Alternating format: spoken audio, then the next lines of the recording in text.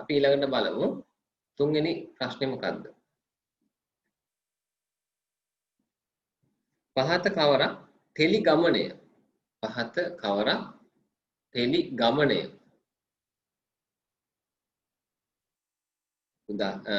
ඉංග්‍රීසි වචනයක් තියෙනවා ටෙලි කම්පියුටිං කියලා.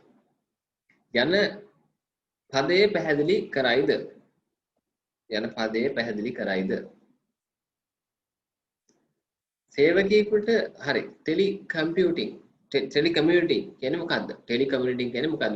මේක කියවන්නේ ඉස්සෙල්ලා අපි නිකන් සාමාන්‍යයෙන් දන්න දේ මොකද්ද? ටෙලි කම්පියුටිං කියන එකේ අපි දන්න දේ මොකද්ද?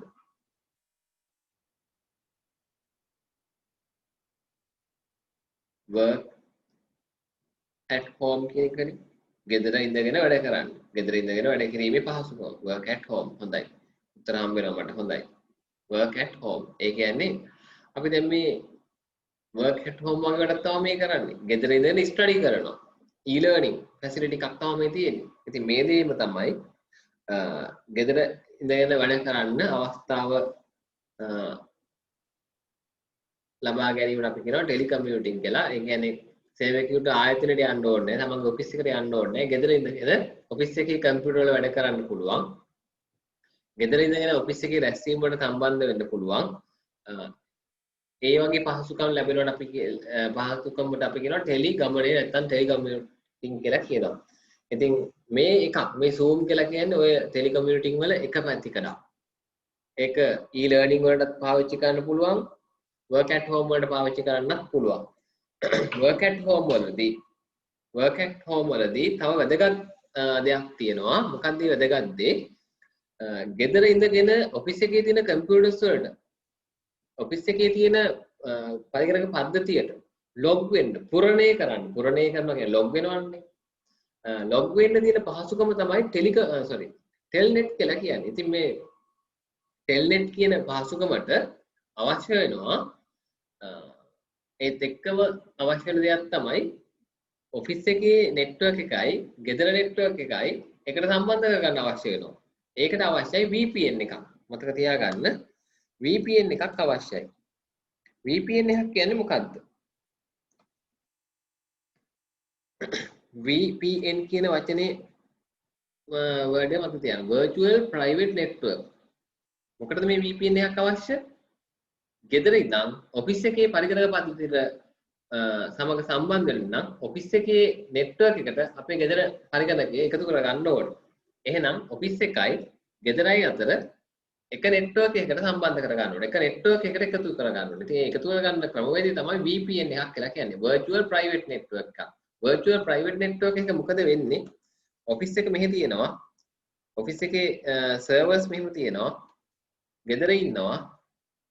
ගෙදර ඉඳන් වැඩ කරන්න ඕනේ. මේ අපි සම්බන්ධ වෙන්නේ ඉන්ටර්නෙට් එක හරහා. එතකොට ඉන්ටර්නෙට් එක හරහා ඔෆිස් එකේ කම්පියුටර් එක්ක සම්බන්ධ වීම කොහොමද කරන්නේ? ඉන්ටර්නෙට් කියලා කියන්නේ පබ්ලික් නෙට්වර්ක් එකක්. පබ්ලික් නෙට්වර්ක් එකක් හරහා ප්‍රයිවට් නෙට්වර්ක් එකක් හදා ගන්නවට කියනවා කොහොම VPN කියලා. පබ්ලික් නෙට්වර්ක් එකක් තුල ප්‍රයිවට් නෙට්වර්ක් එකක් හදා ගන්නවට කියනවා VPN කියලා. VPN එක අවශ්‍යතාවය තමයි ඔෆිස් එකේ කම්පියුටර් එක නැත්නම් ඔෆිස් එකේ නෙට්වර්ක් එකට ගෙදර කම්පියුටරේ සම්බන්ධ කර ගැනීම. එහෙම වුණොත් තමයි ගෙදර ඉඳන් ඔෆිස් එකේ කම්පියුටර් වල ඔෆිස් එකේ සිස්ටම් වල වැඩ කරන්න අවස්ථාව ලැබෙන්නේ. එහෙනම් මේ අවස්ථාව උදා කරගන්න අපිට පහසුකමක් අවශ්‍යයි VPN. පුතේ ක්ලියර්ද ඔයාලට මට කියන්න?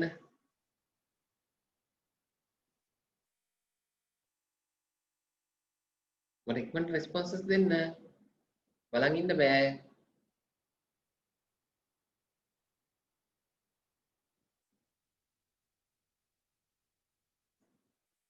හරි.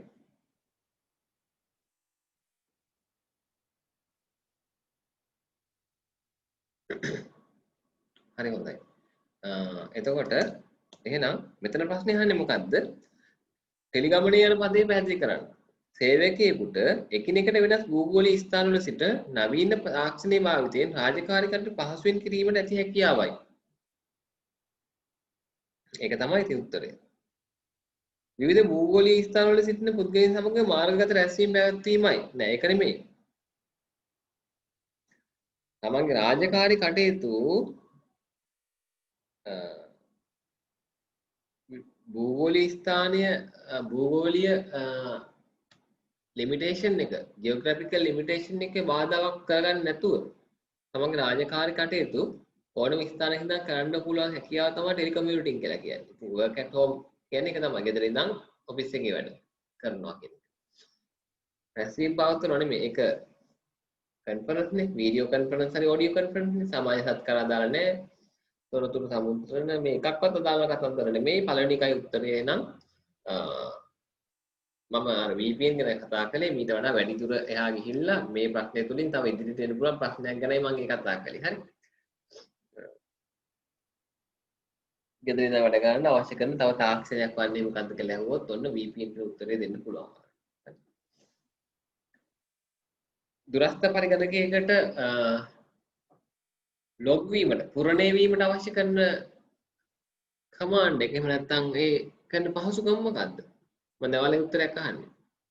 දුරස්ත පරිගණකයකට පුරණය වෙනවා, ලොග් වෙනවා. ට කියන්නේ මොකද්ද? අපි පාවිච්චි කරන ෆැසිලිටි එක මොකද්ද?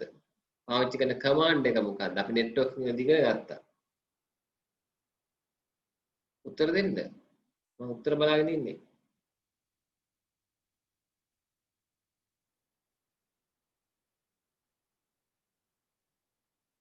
අනේ දරුවනේ උත්තර දෙන්න.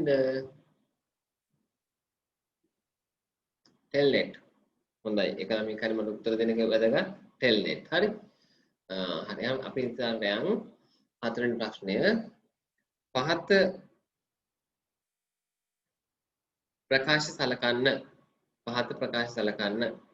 පරිගණකයක පද දිග යන word size එක. එන මධ්‍යම සැකසුම් ඒකකයේ මගින් එක් ක්‍රියාවකදී සකසුන් ලබන බිටු සංඛ්‍යාව වේ. දත්ත බසයේ දිග data bus width හා රෙජිස්ටරයක දිග පරිගණකෙහි පද දිගට ඍජුව සම්බන්ධය.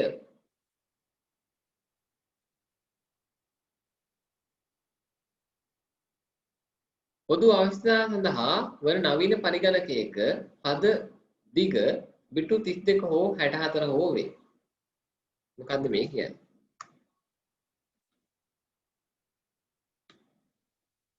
කම්පියුටර් එක CPU එකක් ගත්තොත් CPU කියන්නේ Central Processing Unit එක processor එක කියන එක මම මේ යන්නේ processor එක ගත්තොත් මේ processors තියෙනවා දැනට නවීන පරිගණකවල 32 bit හා 64 bit වශයෙන් processors තියෙනවා. මේ processor එකක word size එක තමයි මේ 32 bit එහෙම නැත්නම් 64 bit කියලා කියන්නේ. processor එක word size එක. word size කියන්නේ මොකක්ද? processor එක speed එක බලලා දක්වන ඒකකය මොකද්ද මට කවුරු හරි කියන්න ඉක්මනට. processor එකක ඒ කියන්නේ CPU එක speed එක බලලා දක්වන්නේ මොන වගේද?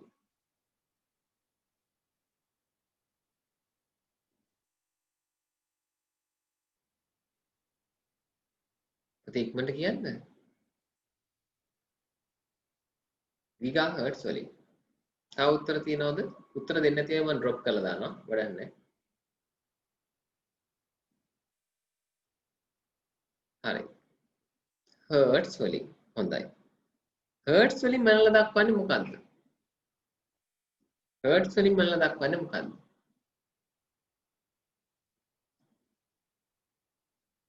ගිගාහර්ට්ස් හර්ට්ස් කියලා කියනවා. හර්ට්ස් වල ගිගාහර්ට්ස් වල ඔය කියන්නේ ඒකක ක්‍රමවේදී කුඩාම ඒකකනේ හර්ට්ස් කියලා කියන්නේ. හර්ට්ස් 1යි කියලා කියන්නේ තප්පරයකට 1 වටයයි. සයිකල් per second කියනකනේ. එතකොට ඒවා 1000ක් වුණාම ඒක කිලෝ හර්ට්ස් වෙනවා. මිලියනයක් වුණාම මෙගා හර්ට්ස් වෙනවා. බිලියනයක් වුණාම ගිගා හර්ට්ස් වෙනවා. ඔය විදිහට ඒකක යනවා. එතකොට අපි සම්මත ඒකකයේ විදිහට දෙන්නේ හර්ට්ස්. CPU එක ස්පීඩ් එක වල දක්වන ඒකකය මොනවද? හර්ට්ස්. CPU එක ස්පීඩ් එක මනින්න මේ හර්ට්ස් වලින් මනින්නේ මොකද්ද? හර්ට්ස් වලින් මනින්නේ මොකද්ද? ක්ලොක් ස්පීඩ් එක. හොඳයි. clock speed එක ගටිකා වේගය කියලා මම හිතන්නේ සිංහලෙන් කියනවා. හරි. clock speed එක තමයි මනින්නේ හොඳයි. එහෙනම් hertz කියන එකේ 1 hertz කියන එකේ අදහස තමයි 1 cycle per second කියන එක. තප්පරයකට එක වටයක් කියන එක. ඉතින් මේ CPU එක hertz දෙකක CPU එකක් නම් එයා තප්පරයට වට දෙකක් සකසනවා. තප්පරයකට අවස්ථා දෙකක වැඩ කරනවා. මේ CPU එක 1 kilohertz CPU එකක් නම් තප්පරයකට වට 1000ක් සකසනවා. මේක 1 megahertz එකක් නම් 1 megahertz එකක් නම් එයා මිලියනයක් සකසනවා. මෙයා 1 gigahertz එකක් නම් තප්පරයකට වට බිලියනයක් ප්‍රොසෙස් කරනවා. හරි. ඔකයි අදහස. අපි උදාහරණයකට ගමු 1 hertz කියලා මේ CPU එක. එහෙනම් මොකද වෙන්නේ? තප්පරයට එක වටයක් ප්‍රොසෙස් කරනවා.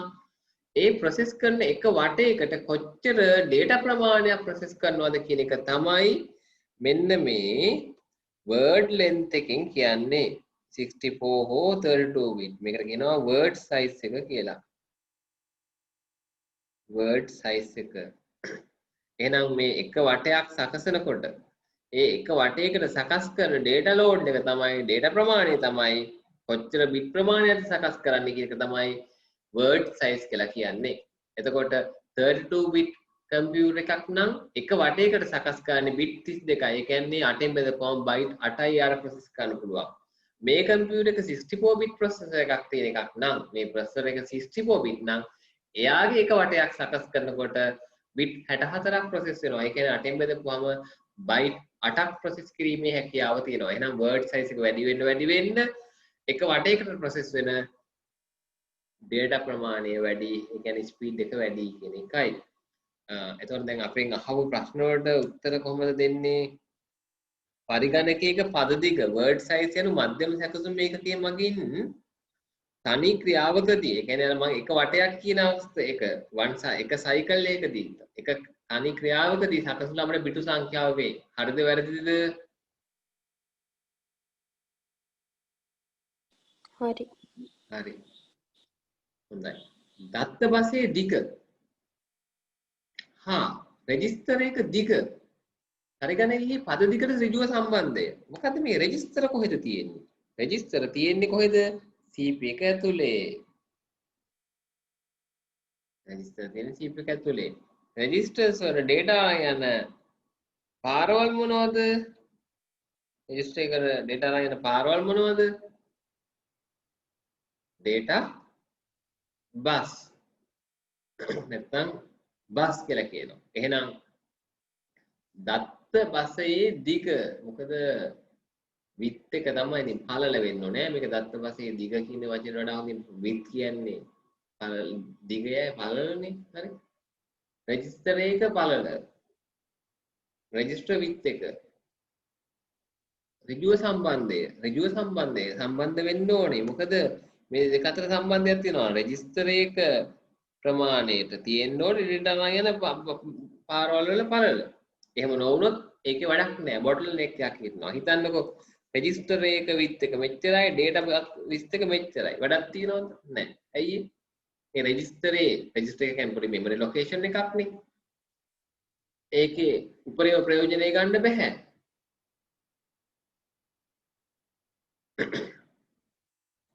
හරියට අපි පොඩි පාරකින් ගමනක් යන්න පිටත් වෙනවා වගේ. වාහනේ කොච්චර performance තිබ්බත් ඒක 100 යන්න පුළුවන් වුණත් පාර පළල නැත්තම් යන්න බෑ. ඒ වගේ ප්‍රශ්නයක් තියෙනවා. එහෙනම් රෙජිස්ටර් එක කොච්චර ස්පීඩ් වුණත් එයාට එකවර ප්‍රොසෙස් කරන්න පුළුවන්. එයාගේ එකවර හෝල්ඩ් කරන්න පුළුවන් data ප්‍රමාණය කොච්චර වුණත් එයාට data එන පාරවල් ටික බ්ලොක් නම් පාරවල් කුඩායි නම් ඒ වැඩක් නෑ. ඒ නිසා රෙජිස්ටර් එකේ width එකටම data bus වල width එක තියෙන්න ඕනේ. එහෙනම් මේ දෙක එකට සම්බන්ධ වෙන්න ඕනේ. පොදු අවස්ථා සඳහා නවීන පරිගණක bit 32 හෝ 64 වේ. ඒක හරි අපි ඒක තමයි කතා කරන්නේ. මම හිතනවා මේ ප්‍රශ්නවල දාලා සියල්ල තියරි කොටස මම පැහැදිලිව විස්තර කරා කියලා. තවදුරටත් මොනවා හරි ප්‍රශ්න තියෙනවා නම් මට කතා කරන්න බලන්න පුතේ. තේරුණා නම් තේරුණා කියන්නේ නැත්නම් ප්‍රශ්න තියෙනවා ඕන ප්‍රශ්නයක් අහන්න අවසරයි. ඉක්මන් කරමු.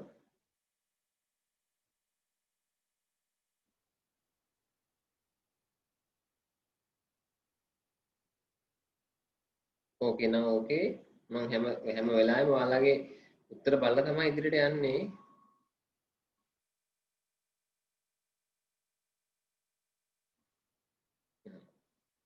හොඳයි. හරි හොඳයි. right okay. හරි එහෙනම් අපි ඊළඟ ප්‍රශ්නට යමු.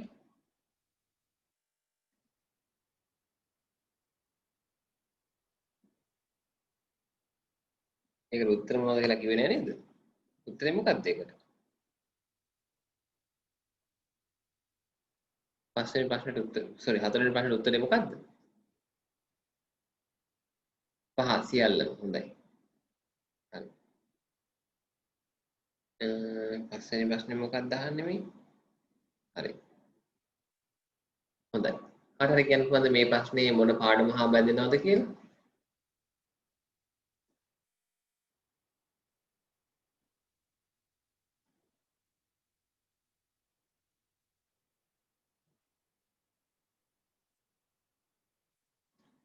හොඳයි නෙට්වර්කින්. මේක නෙට්වර්කින් පාඩමත් එක්කයි සම්බන්ධ වෙන්නේ. පොදු යතුරු গুপ্ත කේතක පද්ධතිවල sannivedanaye යෙදෙන එක් භූතාර්ථ යුගල භූතාර්ථ කියලා කියන්නේ මොනවද? පුද්ගලයෝ නැත්නම් entities කියන්නේ. ඒකට සම්බන්ධ වෙන පාර්ශ්ව গুপ্ත කේතනය හා විකේතනය සඳහා තනි යතුරක් හවුලේ භාවිතා කරයි. public key encryption වලදී මොකද වෙන්නේ? public key encryption වලදී පොදු යතුරු ක්‍රමයේදී වෙන්නේ එක යතුරක් භාවිතා කරන එකද යතුරු දෙකක් භාවිතා කරන එකද?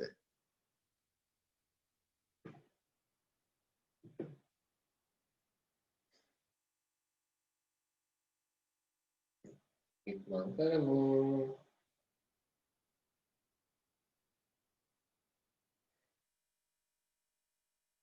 උත්තරකෝ 2020 ළමයි ටික ප්‍රමුඛයි මට. යතුරු දෙකක් භාවිතා කරන එක. මොනවද මේ යතුරු දෙක? පොදු යතුරු ක්‍රමයේදී භාවිතා කරන යතුරු දෙක නම් කරන නම් මොනවද? පාඩම් ටයිප් කරන්න බැන්න නම් කතා කරලා කියන්නේ මයික් එක ඔන් කරලා. මම මේ කතා කරන්නේ.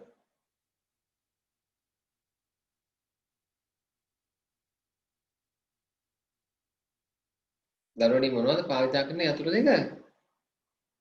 පොදු යතුරු গুপ্ত කේතනයේදී public key encryption එකේදී public key එකයි private key එකයි පොදු යතුරයි පෞද්ගලික යතුරයි. හොඳයි.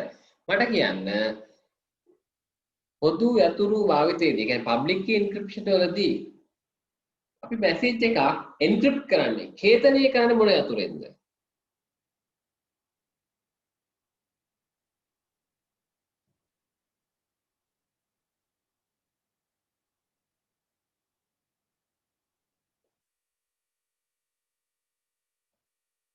කේතනය කරන්නේ මොන යතුරෙන්ද? ඉක්මනට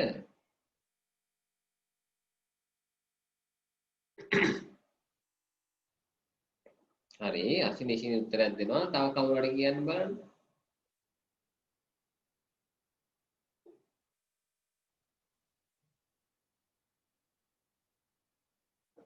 අපි මැසේජ් එකක් යවනකොට අපි යතුර අපි මැසේජ් එක ලොක් කරන්නේ, කියන්නේ එන්ක්‍රිප්ට් කරන්නේ මොකෙන්ද කියලා මම අහන්නේ. මට උත්තර හම්බ වෙනවා. හොඳයි. හැමෝගෙම උත්තරය private key. Oppo A5 එක්කෙනෙක් public key කියලා කියනවා. මට ඉතින් හොයන්න බෑනේ Oppo නේ. කවුද කියන්නේ කියලා?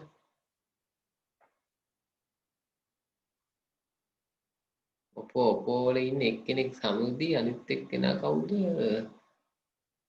අනිත් Oppo එක්කෙනා කවුද කියලා මම මේ බැලුවේ. අචින්ත වෙන්න ඕනේ. අචින්තද පබ්ලික් කියලා දුන්නේ උත්තරේ. හරි. ඒ කියන්නේ මගේ පන්තියේ ඉඳලා තියෙන්නේ එක ළමයයි. අනේ සර් මාත් කිව්වා. කිව්වා නේද? හොඳයි. වැරදීමක් වුණා. දෙකම ඉතින් Oppo එකයි හරි. ළමයි දෙන්නෙක් ඉඳලා ඉන්න. ඔව් පුතේ. සර් අර සිමෙට්‍රික් කී එන්ක්‍රිප්ෂන් ඇසිමෙට්‍රික් ඒ දෙක එතකොට මොකද්ද? පුතේ මේ වචන දෙකක් මේ පටල ගන්න එපා. හරි. ඔයාගේ උත්තරේ අහන්න ප්‍රශ්නේ හොඳයි. ඇසිමෙට්‍රික් කියලා කියන්නේ පබ්ලික් කී එන්ක්‍රිප්ෂන් වලට. හරි? සිමෙට්‍රික් කියලා කියන්නේ ප්‍රයිවට් කී එන්ක්‍රිප්ෂන් වලට. අපි පාඩමට නැවත යන්.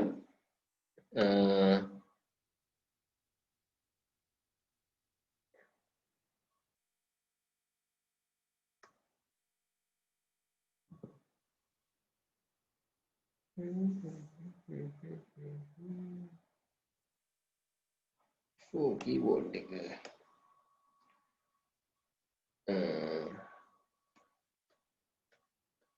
public key encryption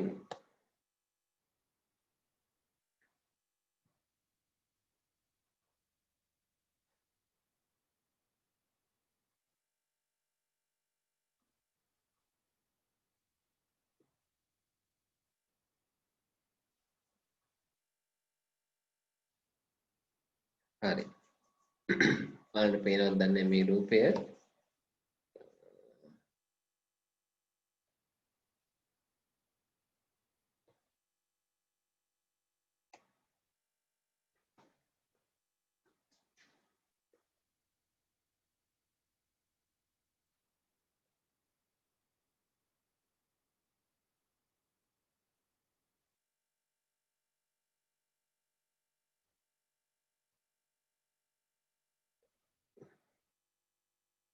පුතේ අශිනිෂිනි බලන්න මෙතන තියෙනවා මෙන්න මෙහෙම වාක්‍යයක් කියනවා මෙතන unlike symmetric key cryptographic and encryption කියන එක සමානයි කියලා හිතන්න ඔයගලට හරි symmetric well distributed organizations right අර මේ වචනේ පැහැදිලි කරන්න මම යන්නේ දැන් මෙතන තියෙන්නේ public key encryption එකක් මේ තියෙන්නේ ඒ කියන්නේ යතුරු දෙකක් භාවිතා වෙනවා යතුරු දෙකක් භාවිතා වෙන ක්‍රමයකට කියන්නේ asymmetric කියලා එක යතුරක් භාවිතා කරන ක්‍රමයට අපි තමයි අපි කියන්නේ symmetric කියලා පුතේ ගැටලුව හරිද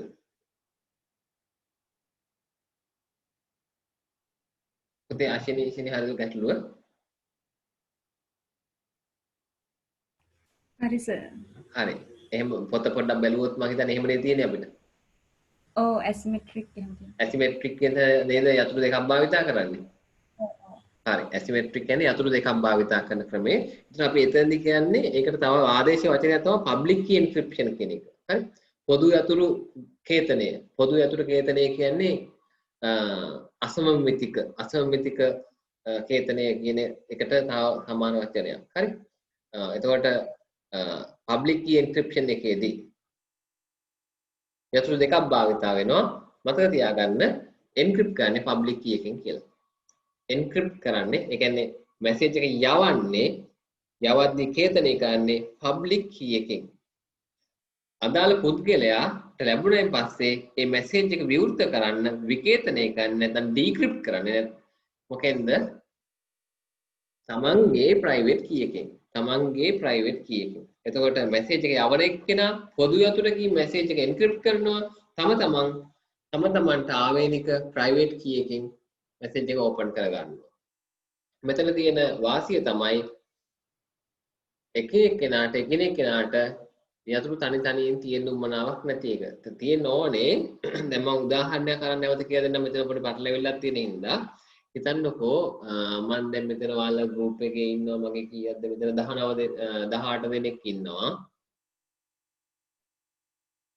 මම ඔයාලට මැසේජ් යවනවා අපි නිකන් මේ ගාන අඩු කරගමු 10 දෙනෙක් කියන්නකෝ 10 දෙනෙක් අතර නම් මම මැසේජ් යවාගන්නේ මගේ ළඟ තියෙන්න ඕනේ යතුරු 10ක් සිමෙට්‍රික් විදිහට ගියොත් ප්‍රයිවට් කී විදිහට ගියොත් පෞද්ගලික යතුරු ක්‍රමයට ගියොත් මොකද පෞද්ගලික යතුරු ක්‍රමයේදී මොකද වෙන්නේ මැසේජ් එක ලොක් කරන්නේ අන්ලොක් කරන්නේ ඒ කියන්නේ එන්ක්‍රිප්ට් කරන්නේ ඩික්‍රිප්ට් කරන්නේ කේතනය කරන්නේ විකේතනය කරන්නේ මම මේ වචන සමානයක් කිව්වේ එකම යතුරේ එහෙනම් අපි 10 දෙනෙක් නම් කමියුනිකේෂන් එකේ ඉන්නේ කමියුනිකේට් කරගන්නේ 10 දෙනාට යුගල යතුරු 10ක් තියෙන්න ඕනේ.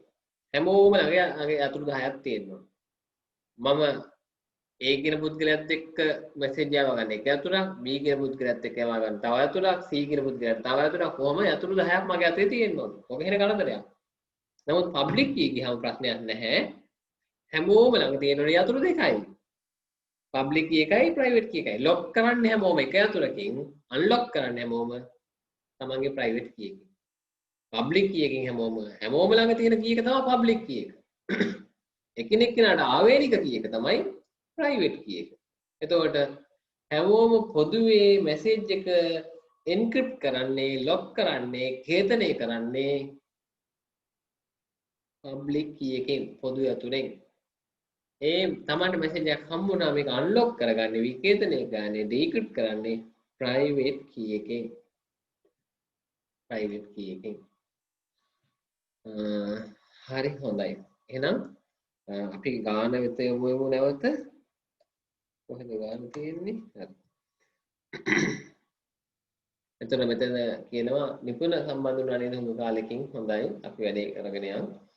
පොදු යතුරු গুপ্ত කේතක පද්ධතිවල sannivedanaya යෙදෙන එක් භූතාර්ථ යුගල গুপ্ত කේතනය හා විකේතනය සඳහා තනි යතුරක් හවුලේ භාවිතා කරයි කියලා කියනවා. පොදු යතුරු গুপ্ත කේතක පද්ධතිවල sannivedanaya යෙදෙන එක් භූතාර්ථ යුගල කියන්නේ එක N2 කියලා කියන්නේ යුගල গুপ্ත කේතනය හා විකේතනය සඳහා තනි යතුරක්. තනි යතුරක් නෙමෙයි යතුර පොදු යතුරු গুপ্ත කේතනේ භාවිතා කරන යතුරු දෙකක්. එතන මේ පළවෙනි කොටස වැරදි. ඒක වැරදි ප්‍රකාශනයක්. පැහැදිලිද දරුවනි? ඉදිරියට යන්නද?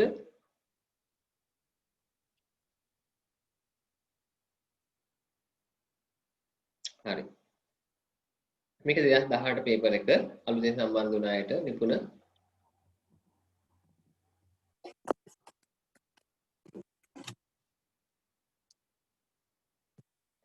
හරි. සතු බෑම යනු බොහෝ විට පරිශීලක නම හා මුරපදය වැනි පරිශීලක දත්ත සොරා ගැනීමට යොදා ගන්න සමාජ ඉංජිනේරු ප්‍රහාර වර්ගයකි. සතු බෑම ෆිෂින් කියලා කියනවා. මොකද්ද මේ සතු බෑම කියලා කියන්නේ? අපිට එවනවා හිතන්නකෝ මම කොමර්ෂල් බැංක් එකේ ඔන්ලයින් බැංකින් පාවිච්චි කරනවායි කියලා. මට ඊමේල් එකක් එනවා වාගේ කොමර්ෂල් බැංකුවේ ඊමේල් කොමර්ෂල් බැංකුවේ පාස්වර්ඩ් එක ඔන්ලයින් බැංකින් පාස්වර්ඩ් එක එක්ස්පයර් වෙලා තියෙන්නේ. තව දවසෙන් දෙකකින් නැත්නම් තව පැය ගානකින් එක්ස්පයර් වෙනවා. ඉක්මනට අලුත් පාස්වර්ඩ් එකක් හදාගන්න කියලා මට ඊමේල් එකක් එනවා. කොහොමද ඊමේල් එක එන්නේ?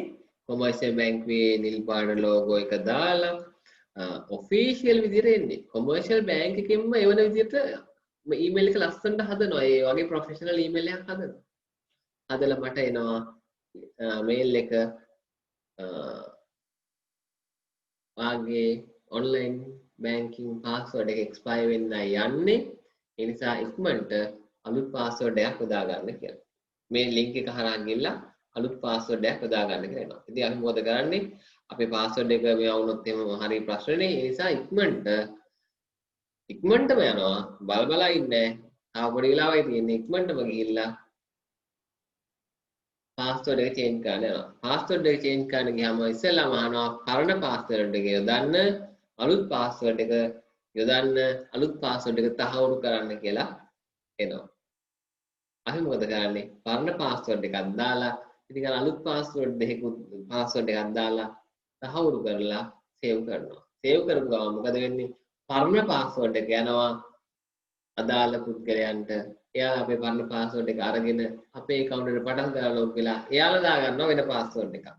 කරලා අපේ ගිණුමේ control එක එයාලා අරගෙන අපේ ගිණුමේ ඉතින් සල්ලි ටික එයාලා ගිණුම වලට හරි මොනවා කරලා ඒ වගේ ප්‍රහාර එල්ල කරනවා. ඒක බැංකු ගිණුම වලට විතරක් නෙමෙයි මම මේ කිව්වේ පද්ධති වලට සමස්ත පරිගණක පද්ධති වලට කරන ක්‍රමයක් තමයි ඔක. ඉතින් උර අපි කියනවා තතු බෑම කියලා. ඔෆිෂියල් විදිහට පෙනී ඉඳලා ලෙජිටිමේට් විදිහට පෙනී ඉඳලා ඒ කියන්නේ බොහොම නිල වශයෙන් පෙනී සිටින මේල් එකක් හරි මොනවා හරි එකක් කියවලා මුරපදේ සහ පරිශීලක නාමයේ සොරා ගන්නා ක්‍රමවේදයකට තමයි මේ හැකින් ප්‍රහාර විශේෂීකරණ තමයි අපි මේ කියන්නේ ෆිෂිනින් කියලා. එතන මේකේ විශේෂත්වය තමයි ඉංජිනේරු ප්‍රහාර වර්ගයක් මේක. ඉතින් මේක මේ වගේ එකක් කරන්න හොඳ දැනුමක් තියෙන්න ඕනේ. අපිව රවට්ටනවා ඔෆිෂියල් විදියට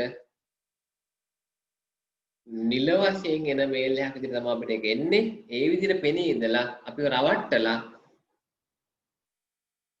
රැවටීමක් තුළින් අපි යුසර්නේම් එකයි පාස්වර්ඩ් එකයි ලබා ගන්න ක්‍රමවේදයක් තමයි මේ. ඉතින් ඒතකොට ඒක හරි. උත්තරය B හරි උත්තරයක්. පැහැදිලි නරෝනේ?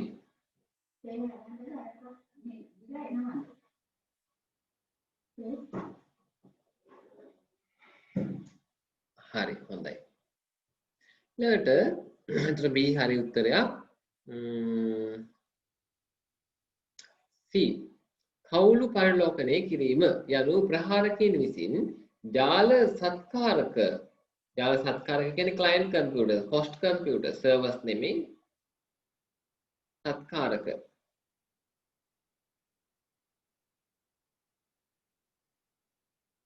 මෙතන host කියලා කියන්නේ නේද හරි ඇති විවෘත කවුළු හෝ සේවාවන් හඳුනා ගැනීම සඳහා භාවිතා කරන ක්‍රමයකි හරි හොඳයි මොකද මෙතනදී මේ port scanning කවුළු පරිලෝකනය කිරීම පරිලෝකනය කරනවා කියන්නේ ස්කෑන් කරනවනේ ප්‍රහාරකින් විසින් භාවිතා කරන ක්‍රමයක්ලු ඒ කියන්නේ හැකර්ස්ලා යම්කිසි දෙයකට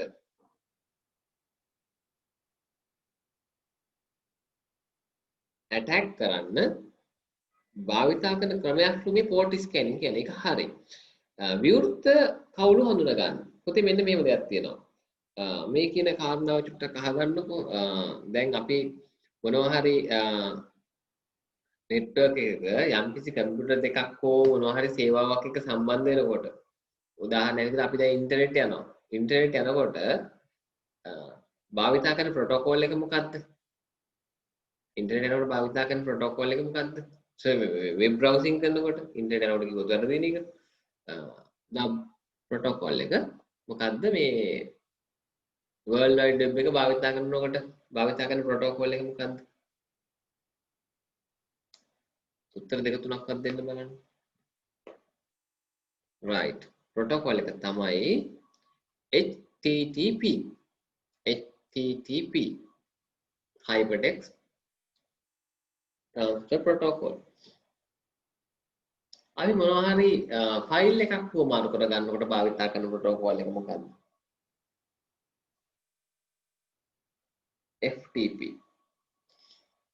FTP හොඳයි ඊමේල් එකක් ගන්න දෙනකොට ඊමේල් එකක් කරනකොට එනකොට භාවිතා කරන ප්‍රොටෝකෝල් මොනවද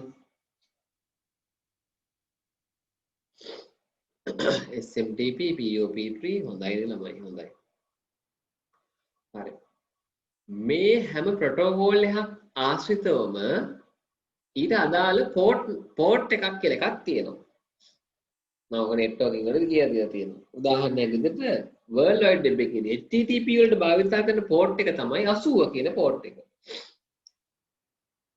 HTTP වලට භාවිතා කරන port එක තමයි 80 කියන එක. ඉතින් අපි මේ කමියුනිකේෂන් එකක් කරනකොට නෙට්වර්ක් එක data transfer එකක් කරනකොට ඒ අදාළ hostලා දෙන්න අතර ඔය port එක open වෙන්න ඕනේ. කම්පියුටර් එක තියෙනවා port 65536ක් තියෙනවා. ඕකේ බිඳුවේ ඉඳන් 1024 දක්වා පෝට් ටිකට පළවෙනි 1024ට කියනවා well known ports කියලා. well known ports කියලා කියනවා. ඒවා කාටවත් වෙන භාවිතා කරන්න බෑ. ඒවා define කරලා තියෙනවා. 80 කියන්නේ HTTP. 2021 කියන්නේ FTP කියලා ඒවා සම්මත කරලා තියෙනවා. ඒ නිසා අපි ඒවට කියනවා well known ports කියලා. ඉතින් ඊමේල් එකක් කරනකොට ඒ port එක open වෙනවා. World Wide Web data එකක් කරනකොට ඒ port එක open වෙනවා. MySQL database ඔයාලා දන්නවා. MySQL database එකේ භාවිතා වෙන්නේ 33.6. මේක well known port number එකක්ද කියලා කියන්න බලන්න. MySQL වල භාවිතා කරන well known port number එකක්ද?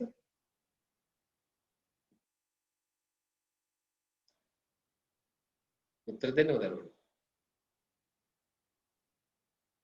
MySQL වල භාවිතා කරන 33.6 3306 කියන port number එක. මේක well known port number එකක්ද? නෑ. well known port numbers කියන්නේ 1204 දක්වා වූ ඒවට. ඉතින් MySQL වල භාවිතා කරනවා 33.6 කියන port number එක. මම මේ port number කියන්නේ මොකක්ද කියලායි මේ අදහස් ඔයාලට මේ කියන්න උත්සාහ කරන්නේ.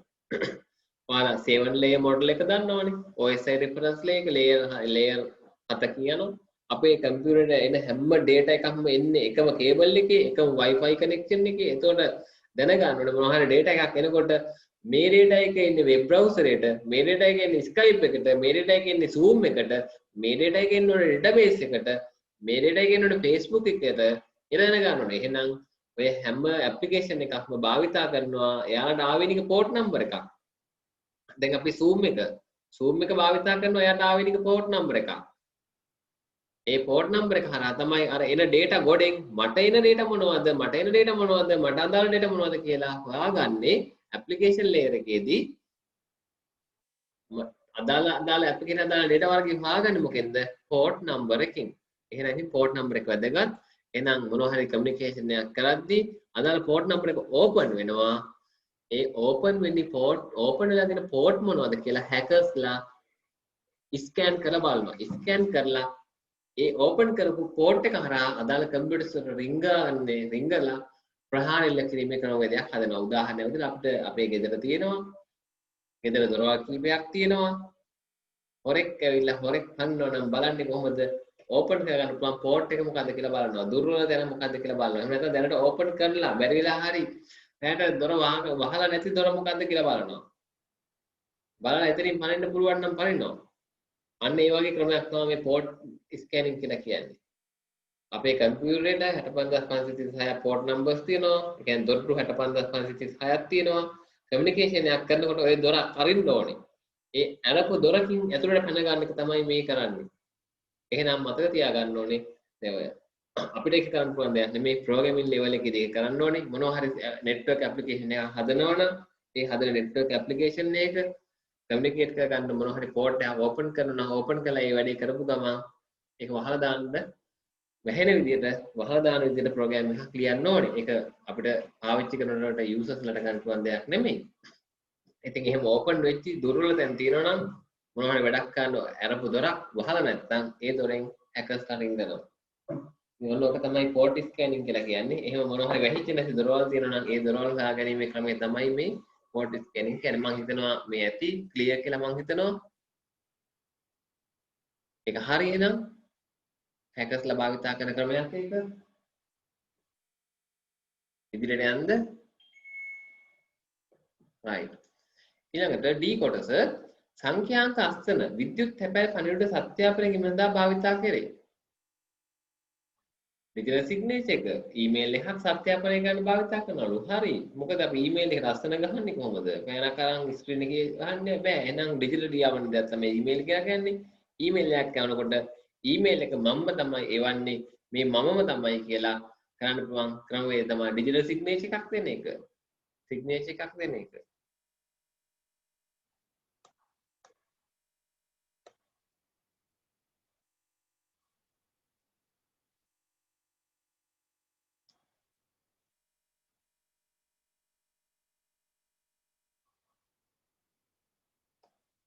හරි. මට කියන්න digital signature කියන තැනේදී අංකිත අක්ෂර කියන තැනේදී නැත්නම් සංඛ්‍යාංක අක්ෂර කියන තැනේදී සංඛ්‍යාංක අක්ෂර ගහන්නේ public key එකෙන්ද private key එකෙන්ද?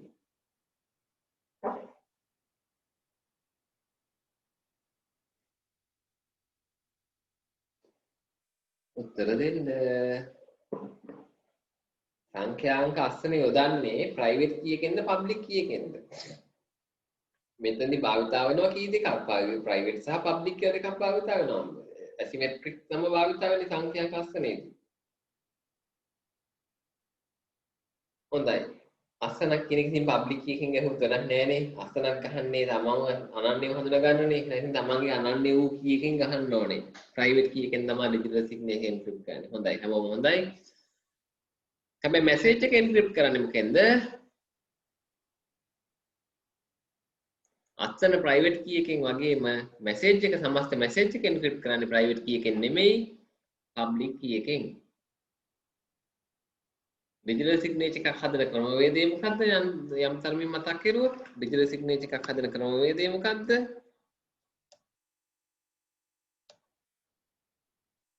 Message එක තියෙනවා. මෙන්න මැසේජ් එක. මැසේජ් එක කුඩා කොටස් වලට තේලි කීපයක් අරගෙන කුඩා කොටස් වලට ඛේදනය කරනවා. මේ ක්‍රමයට අපි කියනවා මොකද්ද? හැෂින්. හොඳයි හොඳයි. ෆ්ලෑෂ් වෙච්ච උත්තරයක් හම්බුණා. හැෂින්. හැෂ් වෙලා එන හැෂින් කරපුවාම එන එළියට එන ඒවාට මොනවද කියන්නේ?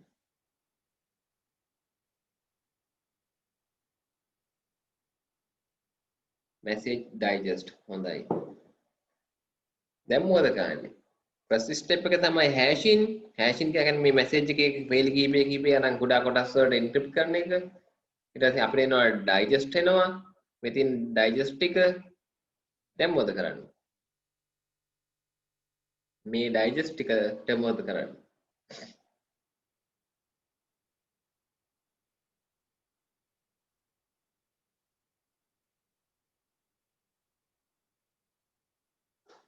එන්ක්‍රිප්ට් කරනවා. හොඳයි.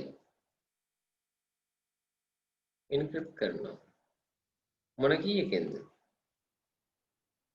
ප්‍රයිවට් කී එක. එතකොට එනවා මොකද්ද? සිග්නේචර්. ඩිජිටල් සිග්නේචර් කොහොමද එනවද? මෙන්න ඩිජිටල් සිග්නේචර්. දැන් මොකද කරන්නේ? මැසේජ් එකේ මේ ඩිජිටල් සිග්නේචර් එක ඇටච් කරලා යවනවා. හම්බුන එක නම් මොකද කරන්නේ? මැසේජ් එක හම්බුන එක නම් මොකද කරන්නේ? මේක ඩික්‍රිප්ට් කරලා මැසේජ් ඩයිජස්ට් එක ගන්නවා. අනිත් පැත්තෙන් මේ හම්බෙච්ච ලෙටර් එක නැවත හැෂින් කරනවා. එතකොට එතනොත් ඩයිජස්ට් වෙනවා. මේ දෙක සමානයි නම් මේ කට්ටියයි මේ ඩයිජස්ට් එකයි සමානයි නම් අස්සනත් නිවැරදි. මැදදී මැසේජ් එක වෙනස් වෙලා නැහැ කියන තහවුරුට එනවා. පැහැදිලිද දරුවනේ? ඔව්. එහෙනම් මේ පොයින්ට් ටික වැදගත්. මේ ඩයිජස්ට් එක එන්ක්‍රිප්ට් කළේ ප්‍රයිවට් කී එකෙන්.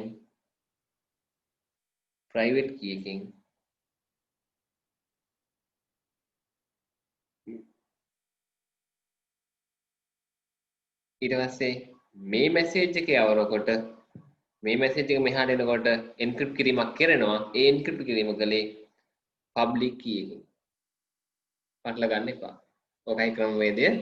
හරි. තව වැඩි දුර උත්තර ඕනනම් නෝට් එක බලන්න.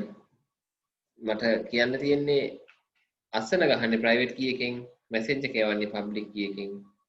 ඩයිජස්ට් එක සමානද කියලා බලලා තමයි මැසේජ් එක වෙනස් වෙලා තියෙනවද නැද්ද කියන එක. මෙයා වෙන්නේ ටිකක් දිග පාඩමක් කෙටියෙන් කියලා දෙන්න අමාරුයි. මම හිතනවා තේරුණායි කියලා ඇති කියලා හිතනවා. එහෙනම් ඒකත් හරි. උත්තරේ මොකද්ද?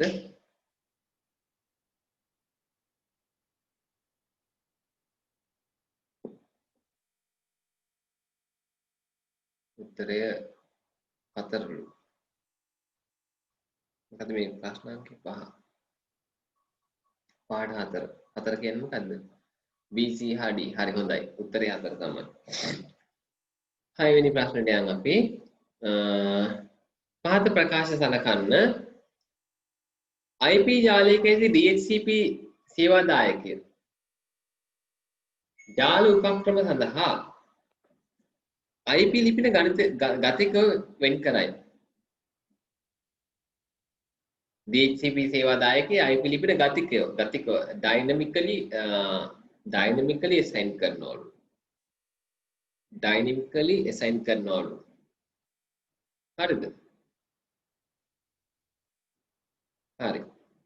DHCP server එකක් කරන්නේ network එකට local area network එකට හෝ වේවා wide area network එකට හෝ වේවා IP issue කරන එකයි කරන්නේ. DHCP server එකක් සාමාන්‍යයෙන් IP issue කරන්නේ ගතිකව. ගතිකව කියලා කියන්නේ වරින් වර වෙනස් වෙන විදිහට. වරින් වර වෙනස් වෙන විදිහට. ඒක හරියනවා. DNS සේවාදායකයේ වසම් නාම IP ලිපින බවට පරිවර්තනය කරයි. ඔව් ඒක හරියි. domain name server නැත්නම් domain name system එකකින් මොකද කරන්නේ? වසම් නාමයේ domain name IP ලිපින බවටත් IP ලිපින domain name බවට reverse process එකකුත් කරනවා. ඒක හරියි. FTP සේවාදායකය මෑතදී ප්‍රවේශ වන ලද වෙබ් පිටු නිහිත කරයි. caching කරනවා. මොකද මේ කියන්නේ? FTP සේවාදායකය කියන එක මේ ආසන්න වශයෙන් මෑතදී කියලා කියන්නේ මේ ආසන්න වශයෙන් භාවිතා කරපු වෙබ් පිටු ටික. ඒ කියන්නේ මේ ආසන්න විනාඩිය දෙකේ පැය භාගේ පැය කාලේ අපි විසිට කරපු වෙබ් පිටු ටික කෑෂින් කරනවලු. කෑෂ් කරනවලු, නිහිත කරනවලු.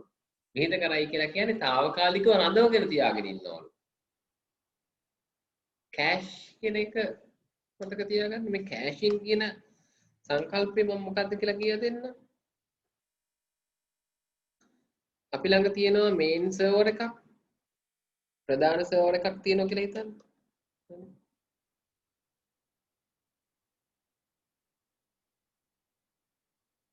මැද්දේ ඉන්නවා තව කෙනෙක්. මෙයා හරහා තමයි උන්කක් පරිගණක සම්බන්ධ කරලා තියෙන්නේ. මේ කෙනෙක් යනවා Google, මේ කෙනෙක් යනවා Yahoo, මෙයා යනවා Google, මෙයාත් යනවා Google. පළවෙනිම Google යන්නේ මෙයා.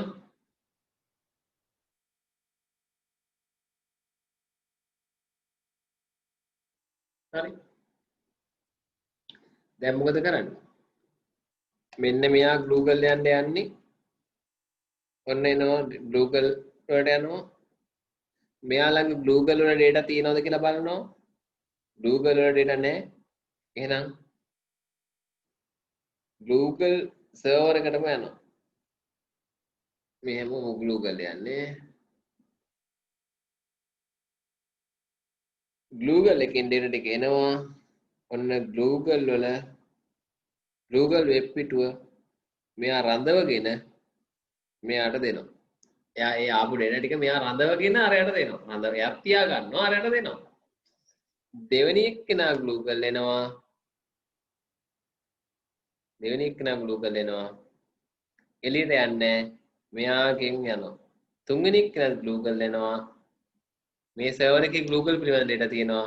අන්න එයාගෙන් දෙනවා. මෙයාත් Google එනවා. මෙයාගේ තියෙන Google වලින් යනවා. ඔන්න නම් මේක මොකද්ද මේ කෑෂ් එකක් මේ. කෑෂින් එකක්, කෑෂ් එකක් කියලා කියන්නේ හරියට ගබඩාවක් වගේ. කඩේකට මොකටද ස්ටෝරුවක් ඕන. කවුරු හරි කස්ටමර් කෙනෙක් ඇවිල්ලා බඩු ඉල්ලපුවාම කොළඹ ගිහිල්ලා ගෙනත් දෙන්න යන්නේ නැතුව කඩේ තියෙන ස්ටෝරුවෙන් අරගෙන දෙනවා. කඩේ තියෙන ස්ටොක් එකකින් විකුණනවා. අපි ළඟ දැන් කඩයක් කියන එක ඔලුවට ගන්න කඩේක ස්ටොක් එකක් නැත්තම් මොකද වෙන්නේ? කස්ටමර්ස්ලා ඉල්ලන බඩු ගේන්න සප්ලයර්ස්ලා ළඟට දුවන්න ඕනේ. සබන් කෑල්ලක් ඉල්ලුවම මේක ගෙනත් දෙන්න ආයෙ කොළඹ ගිහිල්ලා ගෙනත් දෙන්න ඕනේ. කඩේ ස්ටොක් එකක් නැත්තම්. ආන් ඒ වගේ වැඩක්. හරි. ස්ටොක් එකක් තමයි මේ කෑෂ් එකක් කියලා කියන්නේ. පොඩි අපි ළඟ තියාගන්න తాවකාලික ස්ටොක් එකක් තමයි කෑෂින් එකක් කියලා කියන්නේ. එහෙනම් මෙයා මේ කෑෂින් එකක් තියාගෙන ඉන්නවා. ඉල්ලපු ගමන් දෙනවා. පළවෙනි එක්කෙනා ඉල්ලපු වෙලාවේ කෑෂින් එක නැහැ. ඒ නිසා ඔරිජිනල් තැනට ගිහිල්ලා අරගෙන එනවා. ඇවිල්ලා ඒක රඳව ගන්නවා. කෑෂ් කර ගන්නවා. එතනින් එහා ඉල්ලන කට්ටියට කෑෂ් එකෙන් තමයි උත්තර දෙන්නේ. ඔයාලා කියනවා කෑෂින් කියලා. මෙවැනි දෙයක් කරන සර්වර් එක කවුද කියලා කියන්න බලන්න. මෙවැනි දෙයක් කරලා දෙන සර්වර් එක කවුද කියලා කියන්න බලන්න.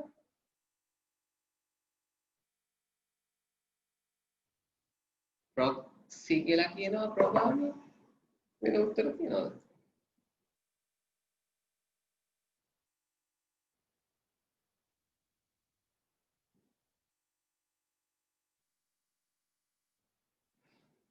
හරි. අන්තිම ළමයි 4 දෙනෙක් ඉන්නවා මම.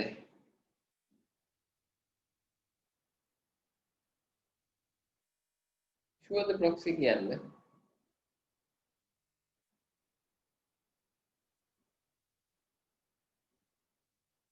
හරි. හොඳයි. ප්‍රොක්සි සර්වර් තමයි. Proxy server. Proxy server. ඔන්නෝක තමයි ඉතින් මෙතන මේ කියන්නේ. ඉතින් FTP වදාය කියන්නේ නෙමෙයි ඔක කරන්නේ. ඉතින් ඔයාලා දැන් දන්නවනේ. ඒක කරන්නේ ප්‍රොක්සි සර්වර් එක. කැෂින් එකක් කරන්නේ ප්‍රොක්සි සර්වර් එක. අපි වචන කියනවා. එක්කෙනෙක් යන data එක ප්‍රොක්සි සර්වර් එකේ තිබිලා ඒකෙන් හම්බුනොත් ඒකට කියනවා hit එකක් කියලා කියනවා. hit කියලා කියනවා.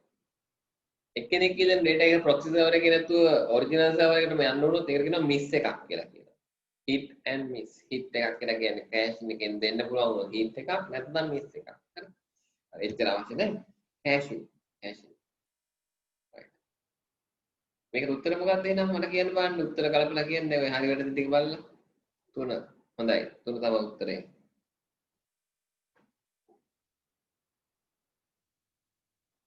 7. පහත ප්‍රකාශ සලකන්න. TCP යනු සම්බන්ධතා නැඹුරු විශ්වාස සහගත නියමාවලියකි. UDP යනු සම්බන්ධතා රහිත විශ්වාසයෙන් තොර නියමාවලියකි. TCP සහ UDP යනු ප්‍රවාහන ස්තරයේ නියමාවලි වේ. මොනවද කියන්න පුළුවන් මේ දරුවන්ට?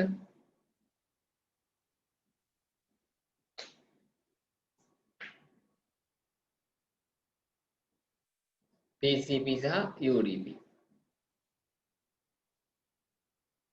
ප්‍රවාහන ස්තරයේ අපි දන්නවා ප්‍රවාහන ස්තරය කියන්නේ කොහෙද කියලා දන්නවා. ලේයර්ස් 7ක් ගැන කතා කරන ඩයග්‍රෑම් එකක් අපිට තියෙනවා. ඒක අපි කියනවා OSI reference layer කියලා. ලේයර්ස් 7ක් තියෙනවා. 7 වෙනි layer එක 6 7 5 4 3 2 1 එක වැඩි වුණා නේද?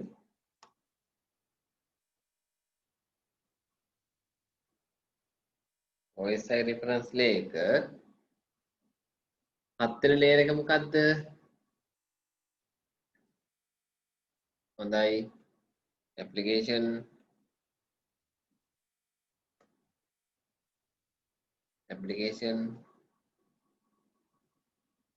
මේ මතක් වෙන්නත් එක්ක ලියන්නේ 6 වෙනි layer එක මොකද්ද? presentation. හොඳයි. සිංහලෙනුත් ඕනේ. application කියන්නේ යෙදුම් විස්තරය. presentation කියන්නේ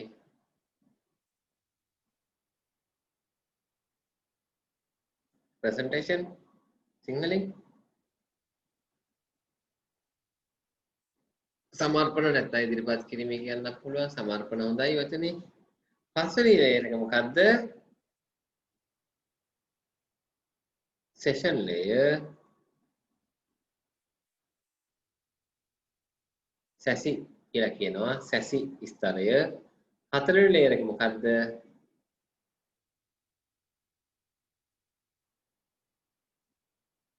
transport.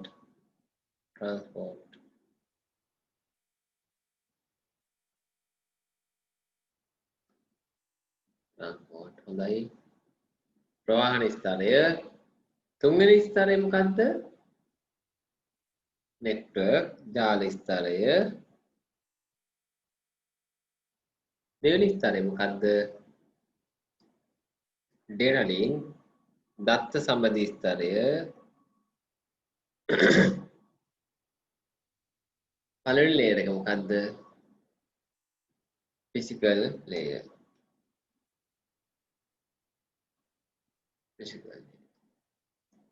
භෞතික ස්තරය. හරි.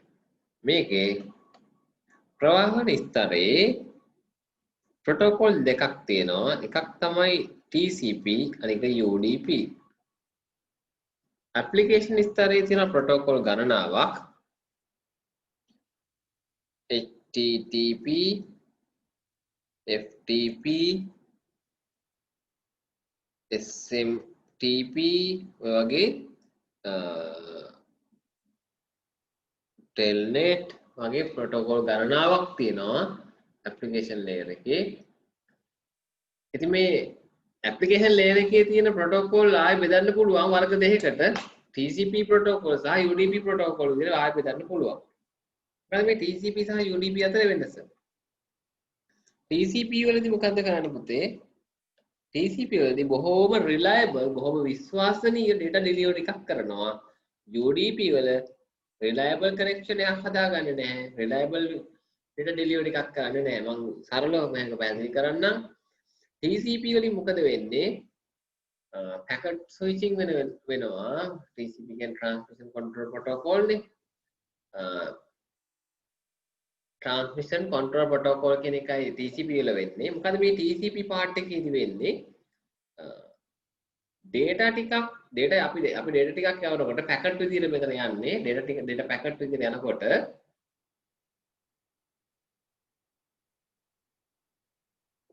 මේ data දීර්ඝ වශයෙන් විස්තර කරන්න දෙන්නද කෙටියෙන් විස්තර කරන්න දෙන්නද? පිටින්කෝ මෙතන ඉඳන් මෙතන රෙඩ් එක යවනවයි කියලා මේ යවනකොට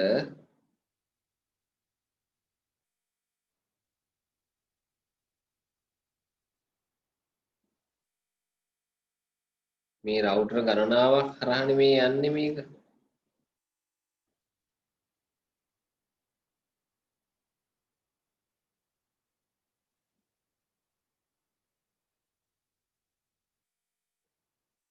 ඔය වගේ නෙට්වර්ක් එකක් තියෙනවා කියලා හිතන්න. මේ පොයින්ට් එකට යන්නේ. ඔන්න data එකක් යවනවා. මේ data එක පැකට් කීපයක් තියෙනවා. 1 2 3 4 කියලා පැකට් තියෙනවා. ඔන්න පළවෙනි පැකට් එක යනවා මෙයා යවනවා. පළවෙනි පැකට් එක මෙහෙ යනවා. දෙවෙනි පැකට් එක මෙහෙ යනවා.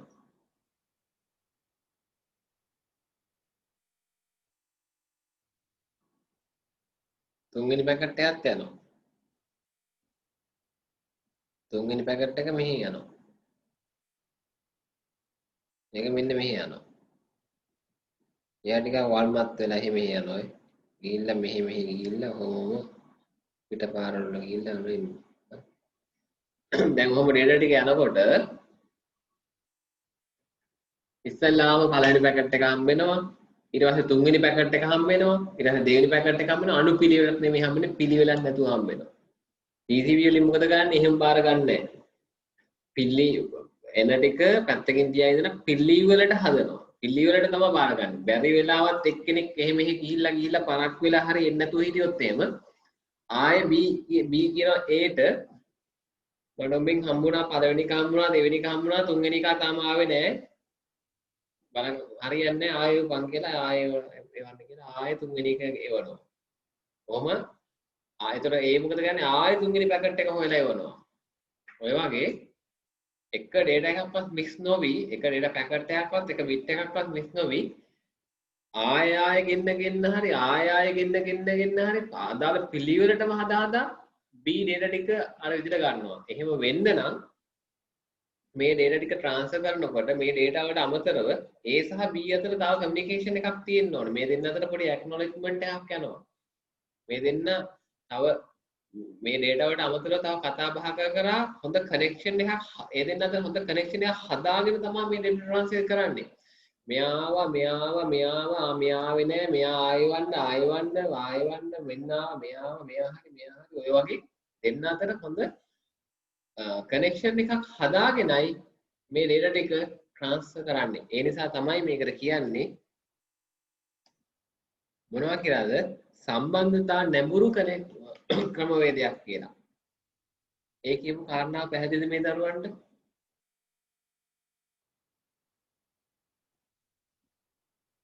සම්බන්ධතා නැඹුරු කිව්වේ ඇයි? මේ data transfer එක කරද්දී අර data transfer කරන දෙන්න හොඳ සම්බන්ධතාවයක් ඇති කරගෙන නිකම්ම දැන් නිකම්ම නිකන් නෙට ටික යවලා ඒ නෙට ටික යවලා ඔන්න එව්වා කියලා ඉන්න හැ. ගියාද කියලා බලනවා. B නිකම්ම නෙට ටික බාර ගන්නෑ. මෙයාව තව කෝ අනිත් එක්කෙනා මෙයාවත් එව්වද මෙයාව ආවේ නැහැ මෙයාව එවන්න කියලා ඒ දෙකොල්ල අතර හොඳ සම්බන්ධතාවයක් ඇති කරගෙන තමයි ඒ සම්බන්ධතාවයේ උඩ තමයි මේ data transfer කරන්නේ. දරුවනේ පැහැදිලිද? TCP කියන ක්‍රමවේදය ඔහොමයි data transfer වෙන්නේ. මම රෙස්පොන්ස් එකක් දෙන්න. පැහැදිලිද? ඔව්. නමුත් UDP කියන ක්‍රමය එහෙම නෙමෙයි වෙන්නේ. UDP කියන එකේ මොකද වෙන්නේ? ඒ data ටික යවුවා ආයේ හම්බුනවද නැද්ද බලන්නේ නැහැ. B මොකද කරන්නේ? එන උන්ඩිකාවා ගත්තා එච්චරයි. ආයේ කවුද එහෙන් ආවේ? එහෙන් කී දෙනෙක් ආවද? එහෙන් 10 දෙනෙක් ආවා මට කී දෙනාද මෙතෙන්ට ආවේ? ඒව මොනවද බලන්නේ නැහැ. කිසිම ආයේ AB අතර වෙන කතාවක් නැහැ. ඒ 10 දෙනෙක් එව්ව මෙතෙන් හම්බුනේ 5 දෙනා නම් 5 දෙනා ගාව ගත්තා එච්චරයි. ආයේ B අහන්නේ උඹ කීයක් එව්වද? මට ආවේ 5 දෙනයි. තව එහෙනම් කී දෙනෙක් මගේ අරුණාද? ඒව මොනවත් අහන්නේ නැහැ. පුතේ පැහැදිලිද? එහෙනම් data යවන පාර්ශ්ව දෙක අතර කිසිම සම්බන්ධතාවයක් නැතුව තමයි මේ දත්ත සංනිවේදනය සිදු වෙන්නේ UDP වල. TCP වල එහෙම නෙමෙයි. data යවන පාර්ශ්ව දෙක අතර හොඳ සම්බන්ධතාවයක් ඉස්සලා ඇති කරගෙන තමයි data transfer පටන් ගන්න. UDP වල කිසිම එකම එකක් නැහැ. ඒ data ටික යවුවා B හම්බුන ටික බාරගත්තා නිකන් හිටියා. ඔන්න UDP වල ක්‍රමය. එහෙනම් ඒ නිසා අපි කියනවා TCP කියන්නේ සම්බන්ධතා නැඹුරු ක්‍රමයක්, connection oriented එකක්. UDP කියන්නේ connection less එකක්. එතකොට මේ connection oriented වීමත් connection less වීමත් තුළ TCP කියන්නේ විශ්වාසනීය දත්ත සංනිවේදනයක් කරගන්න පුළුවන් ප්‍රොටෝකෝල් එකක්. UDP කියන්නේ විශ්වාසයෙන් තොර data සංනිවේදනයක් කරන නියමාවලියක්. ඉතින් මේ දෙගොල්ලන්වම වැදගත් අපිට. අදාළ තැනේ හැටියට දෙගොල්ලන්වම වැදගත්. ඊමේල් එකක් යවනවා නම් වෙබ් පිටුවකට data transfer කරනවා නම් TCP හරිම වැදගත්. මැසේජ් එකක් යවනවා නම් TCP හරිම වැදගත්. ඊමේල් එකක් යනකොට ඒ ඊමේල් එකේ මැදින් අකුරු නැති වෙලා හරියන්නේ නැහැ. මැසේජ් එකක් යනකොට මැදින් වචන නැති වෙලා හරියන්නේ නැහැ. වචනේ අහුල හරි ආපහු ගෙන්නගෙන හරි හරිම මැසේජ් එක සම්පූර්ණ මැසේජ් එක එන්න ඕනේ අපිට. එහෙනම් ඒක TCP වලින් කරන්න ඕනේ. UDP වගේ ප්‍රොටෝකෝල් භාවිතා කරනවා වීඩියෝ කොන්ෆරන්ස් වලට. ඔඩියෝ කොන්ෆරන්ස් වලට. ඇයි ඒ? මගේ අරුණු data හොයා වීඩියෝ එකේ කතා කරන ඔඩියෝ එකේ මගේ අරුණ කොටස් හොයා යවන්න ගත්තොත් එහෙම මම මෙතනින් හෙලෝ කියද්දි ඔයාලට ඒක ඇහෙන්න විනාඩියක් විතරයි. ඇයි මගේ අරිච්ච ඒවා හොයා කනෙක්ෂන් ඩ්‍රොප් වෙද්දී ඩ්‍රොප් වෙච්ච ඒවා හොයා යවන්න ගියොත් එහෙම අපි කියන වචන නෙමෙයි අනිත් පැත්තට ඇහෙන්නේ සමහරවිට. උඩට පැටලලා ඇහි එකම වචනේ දෙතුන් වතාව ඇහි කියලා විනාඩියකින් පස්සේ ඇහෙන්න පටන් ගනි. ඔය වගේ ප්‍රශ්න ගොඩයි. ඒ නිසා ඒ වගේ තැන්වලදී TCP කවදාවත් හරියන්නේ නැහැ. UDP වලින් තමයි voice over IP වල කටයුතු කරන්නේ. UDP වලින් එතෙන්ට අවශ්‍ය විශ්වාසයෙන් තොර connection less සම්බන්ධතාවයක් ඒ අදාළ ඇප්ලිකේෂන් එකේ හැටියට අදාළ ප්‍රොටෝකෝල් එක තෝරගන්න සිද්ධ වෙනවා. එහෙනම් transport layer එකේ ප්‍රධාන නියමාවලි දෙකයි TCP සහ UDP. ඔය දෙක අතර වෙනස්කම් ඕවයි. ඔය දෙක අතර වෙනස්කම් වගුවක ලියාගත්තත් හොඳයි.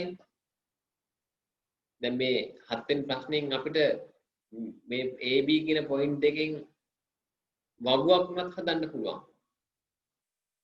මේ දෙක අතර වෙනස්කම් දක්වලා TCP යනු සම්බන්ධ නැඹුරු නියමාවලියකි, TCP යනු විශ්වාස සහගත නියමාවලියකි, UDP යනු සම්බන්ධ රහිත නියමාවලියකි, UDP යනු විශ්වාසයෙන් තොර නියමාවලියකි, TCP විශ්වාසයෙන් යුතු දත්ත ඩිලිවරි එකක් අවශ්‍ය කරන email, web browsing, file transfer protocol වැනි දේවල් වලට යොදා ගන්නවා. UDP video conference, audio conference වැනි යෙදුම් සඳහා භාවිතා කරනවා කියලා ඔන්න වෙනස්කම් ටික ලියන්න පුළුවන්. සමහරලාට 2020 පේපර් එකේ ඔක එන්නත් පුළුවන්.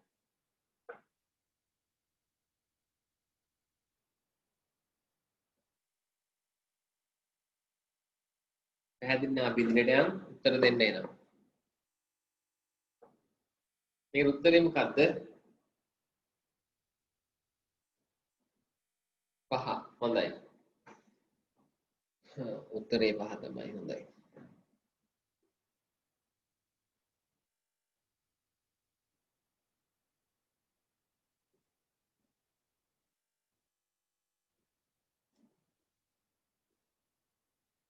එහෙනම් අපි බලමු 8 වෙනි එකට ගිහිල්ලා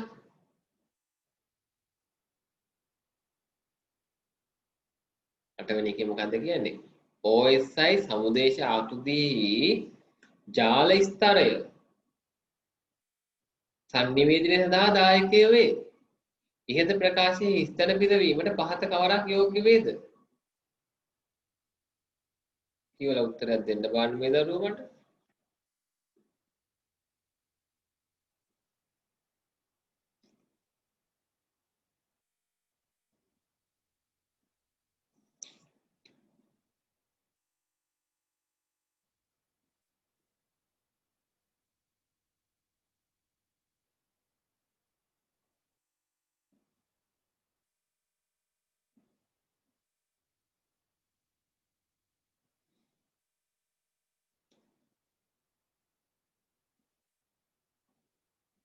හරි. හොඳයි. 2 කියලා කියනවා.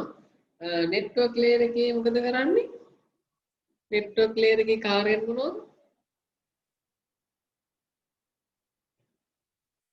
නෙට්වර්ක් ලේයර් එකේ කාර්යය මොනවද? අපි ටිකක් එහෙම අහලා බලමුකෝ. මට ඉක්මනට උත්තර ටිකක් දෙන්න. නෙට්වර්ක් ලේයර් එකේ කාර්යය මොනවද? routing හොඳයි. packet switching හොඳයි.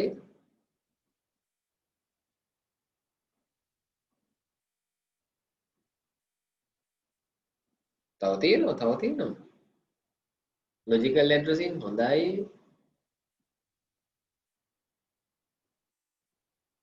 හරි. එහෙනම් ඔය ප්‍රධාන තුන. routing, IP addressing කියන්නේ logical addressing වලටමයි. virtual addressing කියලා කියන්නේ IP addressing වලටමයි, logical addressing වලටමයි එකම දේ. path determination හොඳයි. path determination කියන්නේ routingමයි. හොඳයි. sub networking හොඳයි. හරි. ඔය තියෙන උත්තර ටික. දැන් මගේ ඉංග්‍රීසි මීඩියම් ළමයි විතරයි වගේ ඉන්නේ. හොඳයි ඒකත් හොඳයි. සිංහල මීඩියම් ළමයි ඉංග්‍රීසි මීඩියම් වෙලා මේ කොහමරි සිංහල වචන ටිකත් මතක තියාගන්න. හරි.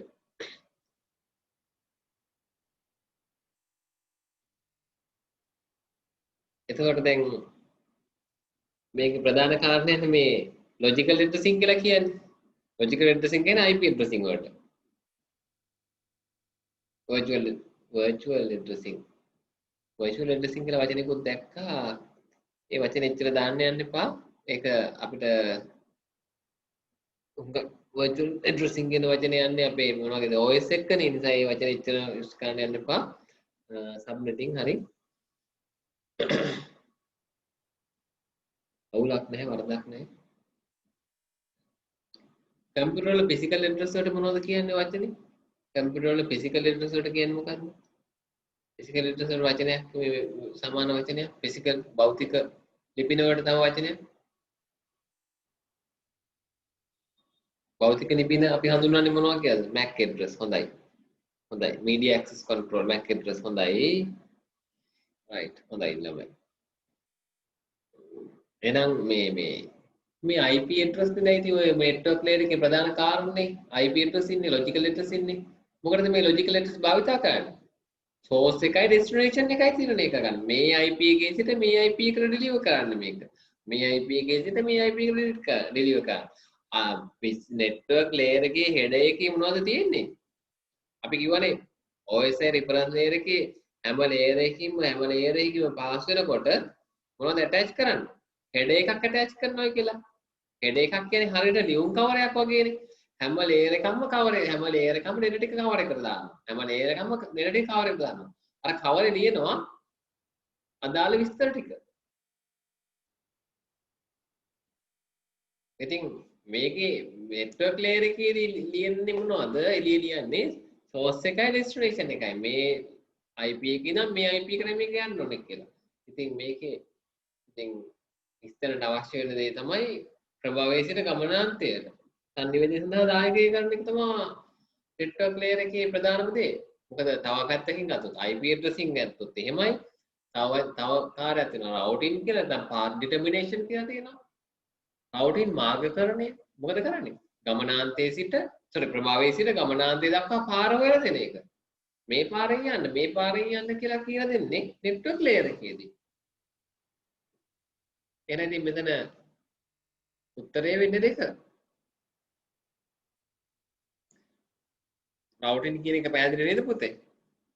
path determination මතකයිද මම දැන් මේ ඇන්දෙත් එහෙම එකක් නෙමෙයි.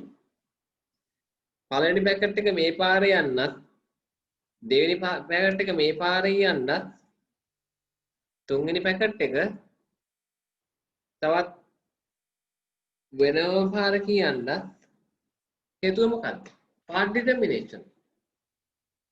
මේ හැම පොයින්ට් එකකදීම ඩේටා පැකට් එක ඇවිල්ලා අහනවා මට යන්න ඕනේ මෙන්න මේ B ළඟට මෙන්න මේ අහවල් IP address එක තියෙන දැනට මං කොයි පාරෙන්ද යන්න ඕනේ මං වමටද හැරෙන්න ඕනේ දකුණට හැරෙන්න ඕනේ කෙලින්ද යන්න ඕනේ කියලා අහනවා. ඒ රවුටරේ උත්තර දෙනවා ඔබ කෙලින් යමං දකුණේ යමං වමෙන් යමං කියලා උත්තර දෙනවා. එකම ගමනාන්තයට යන්න ඩේටා පැකට් තුනකට පාරවල් තුනක් කියන්න ඉඩ තියෙනවා. එහෙම කියන්න හේතුව මොකද්ද? මම ඔයාලගෙන් උත්තර අහන්නේ. එක රවුටර් එකක් මේ දැන් මම හයිලයිට් කරපු රවුටර් එක මේ රවුටරේම data packet තුනකට B වෙත යන්නම එක පාරක් නෙමෙයි පාරවල් තුනක් කියන්න ඉඩ තියෙනවා. හේතුව මොකද්ද? දැන් අපි දන්නවා ඔයාලා Google එකේ Google map එක දාගෙන කොහේ හරි ගිහිලා තියෙනවද? Google එකේ Google map එක දාගෙන කොහේ හරි ගිහිල්ලා තියෙනවා. ඔය කාරණේම තමයි අතනත් කරන්නේ. සමහරවිට දවල්ට ගියොත් කියන පාර නෙමෙයි රැයට ගියොත් රැයට 12ට එකට පිටත් වුණොත් දෙන්නේ වෙන පාරක්. ඇයි ඒ?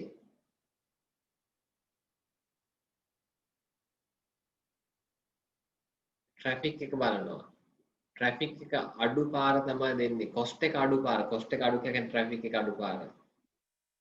ට්‍රැෆික් එක අඩු පාර තමයි දෙන්නේ. නේද? ඕක තමයි path determination කියලා කියන්නේ. හරි. මේකට උත්තර කියන්න දෙක කියලා කිව්වා නේ. හොඳයි එහෙනම්. ඊළඟට අපි යන් 9 පහත කවරක් සීපන්තිය ජාලයක ඇති සත්කාරක බිටු ගණන සහ IP ලිපින ගණන පිළිවෙලින් දක්වයිද? ඒක උත්තර ඕන මට. පහත කවරක් සීපන්තියේ ජාලයක ඇති සත්කාරක බිටු ගණන කොස්ට් බිට් ගණනත් සහ IP ලිපින ගණනත් පිළිවෙලින් දක්වයිද?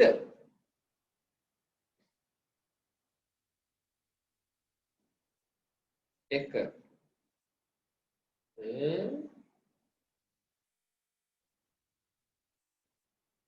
හැමෝගෙම උත්තරේ එකද?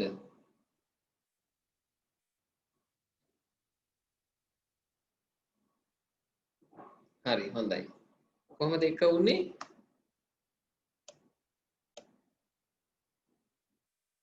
C පන්තියේ IP ලිපින එක සබ්නෙට් මාස්ක් එක වෙන්නේ 255යි 255යි 255යි බිඳුවනේ. එතකොට මෙතන බිට් 8යි මෙතන බිට් 8යි මෙතන බිට් 8යි මෙතන බිට් 8යි. එතකොට මේ ටික network bit මේ ටික host bit. අපි අහන්නේ මොකද්ද? IP ලිපින ගන්න කීයද කියලා අහනවා. හරි. එහෙනම් host bit ගණන 8යි මෙතනින් කැදෙන්නේ C පන්තිය host bit ගණන 8යි IP ලිපින ගණන මොන IP ලිපිනද? වළංගුද මොනවද නෑ වළංගු කතන්දරයක් නෑ IP ලිපින ගන්න කීයද? host bit 8යි නේ. එහෙනම් 2 8 වෙනි බලය 256යි වළංගු IP ලිපින ගන්න කීයද? 2 8 වෙනි බලය නේද 2යි 254යි. මොනවද මේ වළංගුවයි පිළිපින පරාසය වෙදි දෙකක් අඩු කරන්නේ මොනවද? පළවෙනි එක උඩින් අයින් කරනවා නෙට්වර්ක් එකේ අන්තිම එක අයින් කරනවා 256 බ්‍රෝඩ්කාස්ට් එක. නෙට්වර්ක් ලිපිනයත් බ්‍රෝඩ්කාස්ට් එකත් වළංගුවයි පිළිපින දෙකක් නෙමෙයි හොස්ට් වලට සෙන්ඩ් කරපුවා දෙකක් නෙමෙයි. ඒක අයින් කරපුවාම වළංගු ගන්න 254යි සියලු ගන්න 256යි. මෙතෙන්ට අදාළ වෙන්නේ සියලු ගාන 256යි. එහෙනම් උත්තරය 1. පැහැදිලිද දරුවනේ?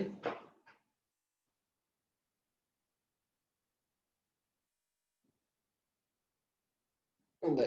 කවුරුහරි කියන්නකෝ C පන්තියේ IP ලිපින මේ නෙට්වර්ක් කීයක් තියෙනවද කියලා. අනේ ඒක අහන්නේ මම. එපා. ඒක ඇහුවොත් ඒක වැරදිම. වැරදි දෙයක් අහනවා වෙනවා. හරි? එපා. මොකද C පන්තියේ C පන්තියක් කියලා එහෙම ඇහුවොත් එහෙම ඔයාලා හදලා කියයි 2 මේ 8 16 24 වෙනි බලය කියලා කියයි. ඒක C පන්තිය කියලා ඇහුවොත් ඒක වැරදි. මොකද C පන්තියේ කියලා ඇහුවොත් ඔකෙන් අයින් කරන්න ඕනේ. A පන්තියේ B පන්තියේ අදාළ පරාසය අයින් කරලා උත්තරය දෙන්න ඕනේ. හරි? පන්ති වශයෙන් ගත්තොත් එහෙම ඔයාලා එහෙම උත්තරයක් දීලා මම ඒක හා කිව්වොත් ඒක වැරදි. මේ දරුවන්ට පැහැදිලිද මම කියපු දේ? ඔය බිට් 24 ඇතුළේනේ A පන්තියේ B පන්තියේ දෙකම තියෙන්නේ. ඒතර A පන්තියේ B පන්තියේ කොටස අයින් කළා තමයි උත්තරේ ගන්න ඕනේ. හරි? ඒ නිසා පන්තියක් විතර පන්ති කියන IP ලිපින පන්ති ක්‍රමයෙන් මම ඒක අහුවොත් වැරදි දෙයක් අහනවා වෙනවා. හරි? ඒ නිසා මම අහන්නේ ඒක 10ට පහළ දැක්වෙන කුමන ජාලය පන්තියකට හරි මෙහානේ කුමන ජාල පන්තියකට යන IP ලිපින ඈත් වේද? උත්තරේ මොකද්ද? මේ IP ලිපිනේ මොන පන්තියකද කියලා අහනවා. 192කින් පටන් ගන්නවා කියලා කියන්නේ C පන්තිය. ඔයාලා දන්නවා. C පන්තිය පටන් ගන්න කීයෙන්ද? හරි අපි උත්තර දාමු ඈ. A පන්තියේ පරාසය කියන්නේ ෆස්ට් ඔක්ටෙට් එකකින් අපි ගණන් ගන්න මේක. පන්තිය බෙදාගන්නේ ෆස්ට් ඔක්ටෙට් එකකින්. IP ලිපිනයක් ගත්තොත් ෆස්ට් ඔක්ටෙට් එක කියලා කියන්නේ මේ පළවෙනි ඩොට් එකේ කොටස. ඔය පළවෙනි ඩොට් එකේ අගේ පරාසයෙන් තමයි අපි පන්ති හොයාගන්නේ. A පන්තියේ ෆස්ට් ඔක්ටෙට් එකේ පරාසය මොකද්ද? කීයද? එකේ ඉඳන් 124ද 126ටද?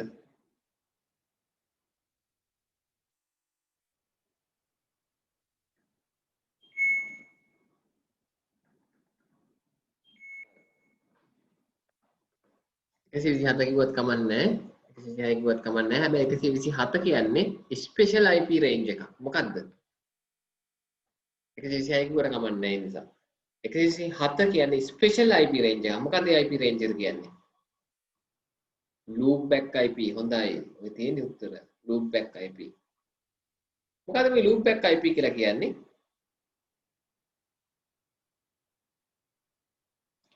loop back කියලා කියන්නේ තමාවම ආමන්ත්‍රණය කරගන්න IP එක තමයි loop back කියලා කියන්නේ.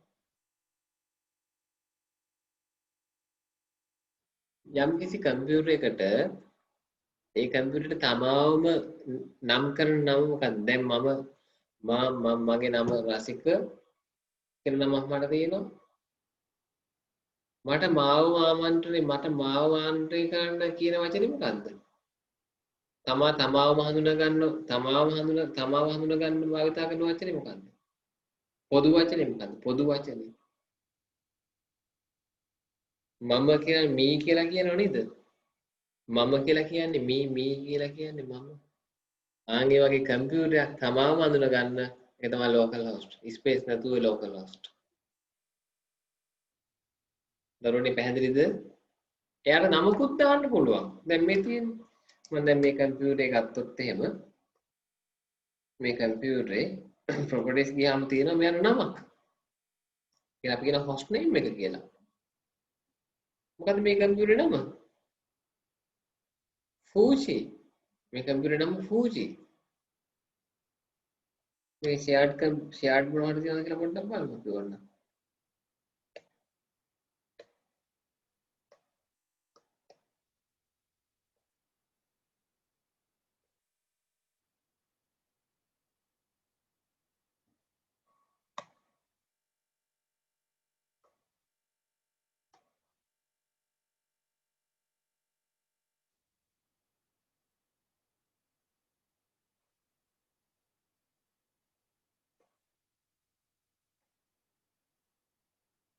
Fuji.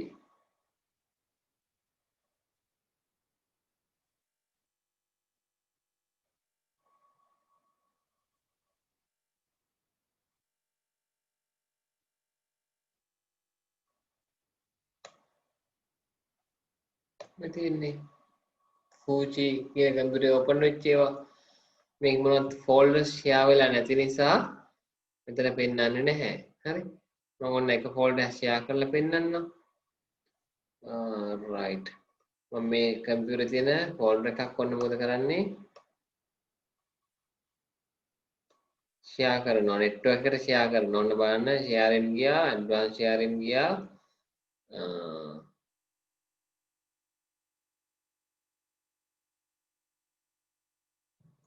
share this folder කියලා දුන්නා. okay permissions ඔන්න apply කරන්නම්. okay කළා. දැන් බලන්න මේ Fuji කියන එක බලන්න. මේක මම refresh කරලා බලන්න. මෙන්න MOS කියන folder එක ඔන්න Fuji කියන එකෙන් තියෙනවා.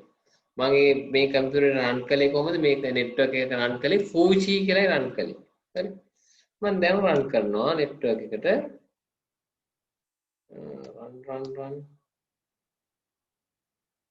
run එක නේද?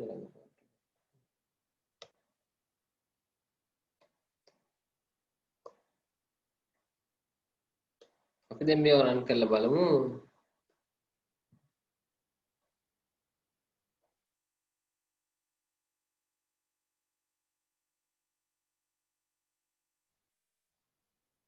local host කියලා. මේ බලන්න. Fuji කියලා ආවත් එන්නේ එක තැනට, local host කියලා ආවත් එන්නේ එක තැනට. අර මට කියන්න ඕන උනේ දැන් මට මගේ නමක් තියෙනවා දාලා රසික කියලා කතා කරුවත් මමම තමයි, මම කියලා කතා කරුවත් මමම තමයි. හරි. තව ක්‍රමයක් කරමු බලන්න අපි.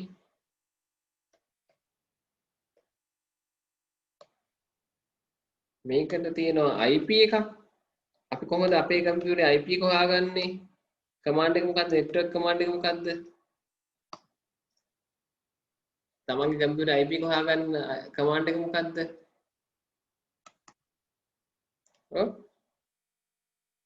IP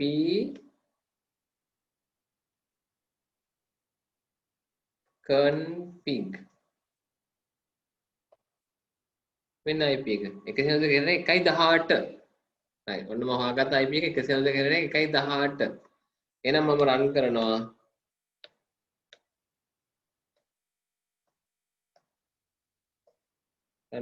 මොකේද 192.168.1යි පුතේ මට මතක නැහැ 18ද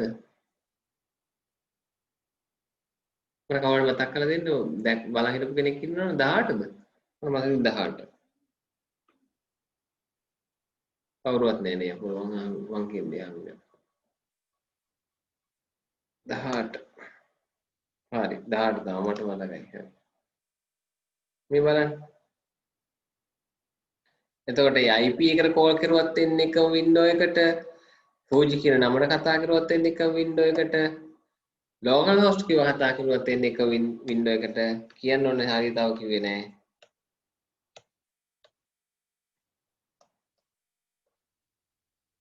ඔය මම කියන්නා වගේ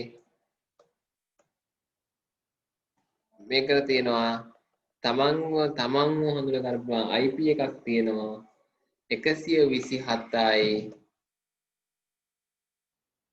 0.0.1 ඒත් එන්නේ තමයි මේ බලන්න local host හා සමානයි තමන්ව ආමන්ත්‍රණය කර ගන්න තියෙන නම local host තමන්ට තමන්වම ආමන්ත්‍රණය කර ගන්න තියෙන IP එක තමයි 127 range එක 127.0.1 හායි full range එකම එතකොට තමන්ව ආමන්ත්‍රණය කරගන්න ඒවා ඒ කම්පියුටරේ වෙන පිටස්තරින්ට ආමන්ත්‍රණය කරන්න පුළුවන් විදිහ තියෙනවා Fuji කියන්න පුළුවන් යාගේ නම කියන්න පුළුවන් මම කිව්වට මම කියලා වෙන කෙනෙක් මට කතා කරන්නේ මගේ නම කියලානේ. එතන වෙන කම්පියුටර් එකකින් මේ කම්පියුටරේට එනවා නම් ඕපන් කරන්න ඕනේ ලෝකල් හොස්ට් කියලා ගැහුවොත් එන්නේ ඒ කම්පියුටරේ. වෙන කෙනෙක් වෙන කම්පියුටර් එකකින් ලෝකල් හොස්ට් කියලා ගැහුවොත් යන්නේ එයාගේ කම්පියුටරේට. එහෙනම් වෙන කම්පියුටර් එකකින් මේ 4G කම්පියුටර් එනවා නම් එයා ගහන්න ඕනේ 4G කියලා. වෙන කම්පියුටර් එකකින් නම් IP එක හරහා එනවා නම් ගහන්න ඕනේ 168යි 118 කියලා. මේ කම්පියුටරේ මේ කම්පියුටරේ විසින් මේ කම්පියුටරේම ඕපන් කර ගන්න ඕන නම් පාවිච්චි කරන්න පුළුවන් එක්කෝ IP එක 128යි රේන්ජ් එක නැත්නම් ලෝකල් හොස්ට් කියලා. හරි. ඔන්න ඔකයි මට පෙන්වන්න උවමනා වුනේ. මම හිතනවා සම්පූර්ණයෙන් ක්ලියර් ඇති කියලා. ක්ලියර් වෙන්න ඕනේ. හරියට බලන් හිටියනම් මට මේ දරුවා කියන්න පැහැදිලිද ක්ලියර්ද කියලා. හරි. එහෙනම් loop back IP ගැනයි කතා කළේ.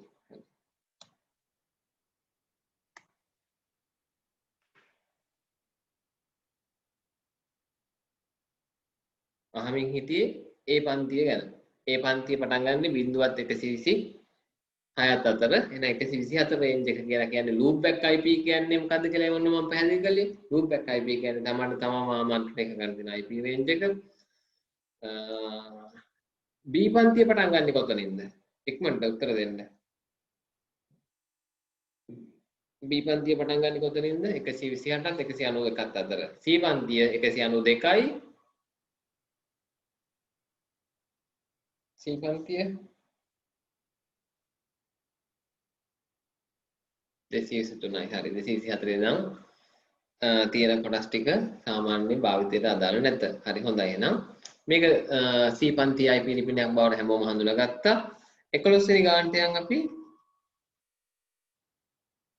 OSI සමුදේශ ආකෘතියෙහි ජාල ස්තරෙහි නියමාවලි දත්ත ඒකකයක් protocol data unit ලෙස හැඳින්වේ.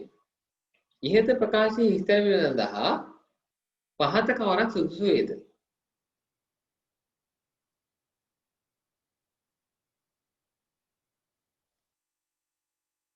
OSI සමුදේශ ආකෘතියෙහි ජාල ස්තරේ මේ කියන දේවල් හොඳට කමා දාලා මේවා කරලා වචන ටික කනලා ලස්සනට බලන්න ඕනේ මොකද්ද මේ කියන්නේ කියලා. OSI ආකෘතිය. හරි ඒක අපි දන්නවා. ජාල ස්තරේ. හරි ඒකත් දන්නවා. ජාල ස්තරය කියන්නේ තුන්වෙනි ලේයර් එක. නියමාවලි දත්ත ඒකකයක්. ඒක වගේ දත්ත පිළින ආකාර කියලා අපි කියන තියෙනවා. ඒකත් හරි. එහෙනම් මේ කියන අවස්ථාවේ දත්ත ඒකකයක් මේ නමින් හඳුන්වන්නේ කියලා කියනවා. protocol data unit එක මෙහෙම හඳුන්වනවා. network layer එකේ data මේ හිතන්නේ කොයි විදිහද කියලා අහනවා. මම මුලින් ඉඳන් අහන් යනවා. application layer එකේ data තියෙන්නේ මොන විදිහටද? data තියෙන්නේ මොන විදිහටද? ඉක්මනට. data විදියට. presentation එකේ තියෙන්නේ මොන විදිහටද? data විදියට. ඔව් packet එකක් විදියට කවුද? application layer එකේ presentation layer එකේ session layer එකේ data තියෙන data විදිහට. ඔන්න දැන් අපි එනවා application session වලින් පස්සේ තියෙන transport layer එක. transport layer එකේ data තියෙන මොන විදිහටද? segment විදිහට, ඛණ්ඩය විදිහට. ඔන්න දැන් සිංහල ළමයින්ට මම සිංහල වචනේ දීලා නැත්නම් සිංහල වචනේ තියෙනවා ඛණ්ඩය. segment එකට අපි කියනවා ඛණ්ඩය කියලා. ඛණ්ඩයක් විදිහට තමයි transport layer එකේ data තියෙන්නේ. transport layer එක පස්සේ මොකක්ද එන layer එක?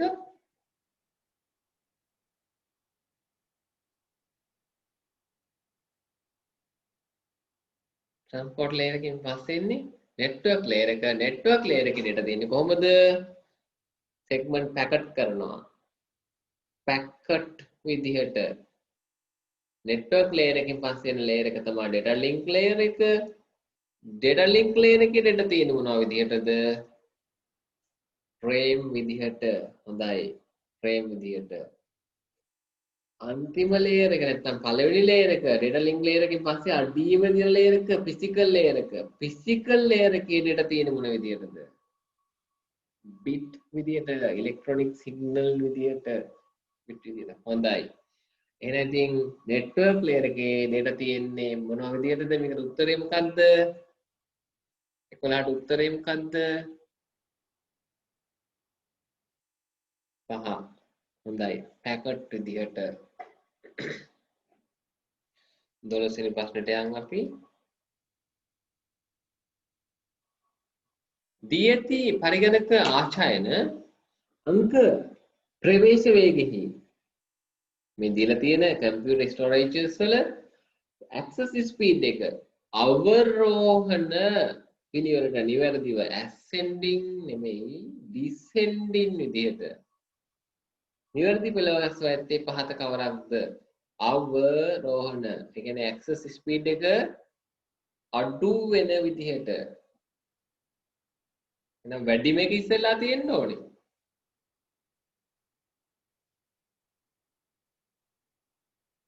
මේ අතරින් වැඩිම එක තියෙන්නේ කොහෙද? වැඩිම ස්පීඩ් එකක් තියෙන්නේ මේ වගේ රෙජිස්ටර් වල. ඒක කොහෙද තියෙන්නේ? මං අහන්නේ රෙජිස්ටර්ස් කොහෙද තියෙන්නේ? කම්පියුටරේ අමස්ත කම්පියුටරේ රෙජිස්ටර්ස් කියන එක කොහෙද පිටලා තියෙන්නේ?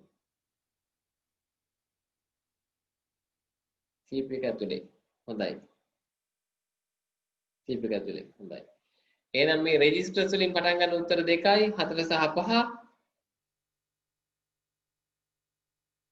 මේ කියන ඒ වගේ අඩුම ස්පීඩ් එකක් තියෙන්නේ චුම්බක ඩිස්කට් එක. මැග්නටික් ඩිස්ක් වල. එන උත්තරය 4. රෙජිස්ටර්ස් කියලා කියන්නේ CPU එක ඇතුලේ තියෙන ඒවා. නිහිත මතකය කියන්නේ කැෂ් මෙමරි. කැෂ් මෙමරි කියන්නේ ප්‍රධාන මතකයට වඩා වැඩි ස්පීඩ් එකක් තියෙන එක. ඇයි කැෂ් මෙමරි ආවේ කියලා මම එදා කියලා දුන්නා. CPU එකත් RAM එකත් අතර තියෙන ස්පීඩ් එක මිස්මැච් එක ගලපන්න තමයි නිහිත මතකයේ කැෂ් මෙමරි මැදට එන්නේ. එහෙනම් රෙජිස්ටර්ස් කැෂ් මෙමරි නිහිත මතකයේ ප්‍රධාන මතකයේ කියන්නේ RAM එකට චුම්බක ඩිස්කට් එක ප්‍රධාන මතකයෙන් පස්සේ ඕනනම් තව ඩිස්ක් වර්ගයක් දැන් තියෙනවා මොනවද? SSD කියලා තියෙනවා. solid state drive වෙන්න පුළුවන් ওই මැද්දට. ඕන ලියා ගන්න. පිළිවෙලක් ඕන ලියා ගන්න. එදත් මම හිතන්නේ පිළිවෙලක් ලිව්වා. හරි. ඉස්සෙල්ලාම registers cache memory RAM එක SSD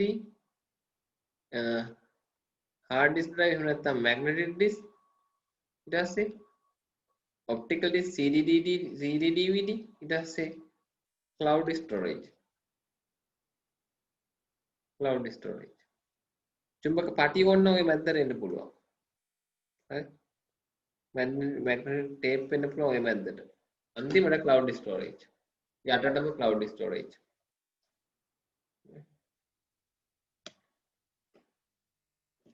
හරි හොඳයි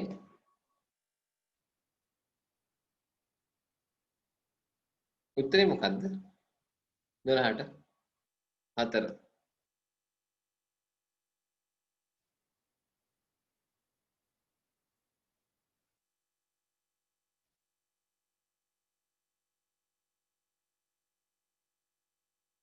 හරි පහත දැක්වෙන පරිගණක මතක වර්ග සලකන්න කම්පියුටර්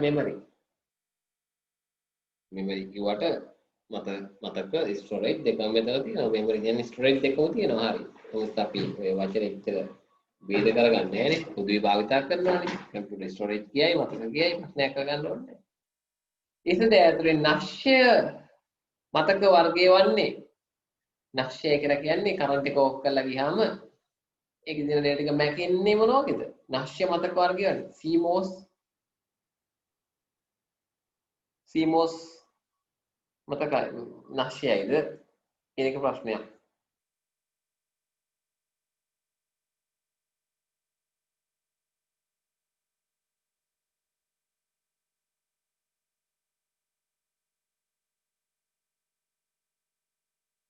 නක්ෂය මතක වර්ග වන්නේ නිහිත මතකය කැෂ් මෙමරි අනිවාර්යෙන්ම නක්ෂයයිනේ. කැෂ් මෙමරි අනිවාර්යෙන් නක්ෂයයි. සැනලි මතකය ෆ්ලෑෂ් මෙමරි එක නක්ෂයයිද?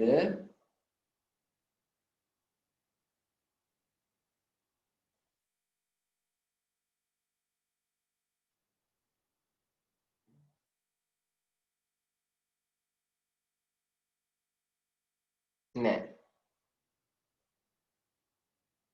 හරි.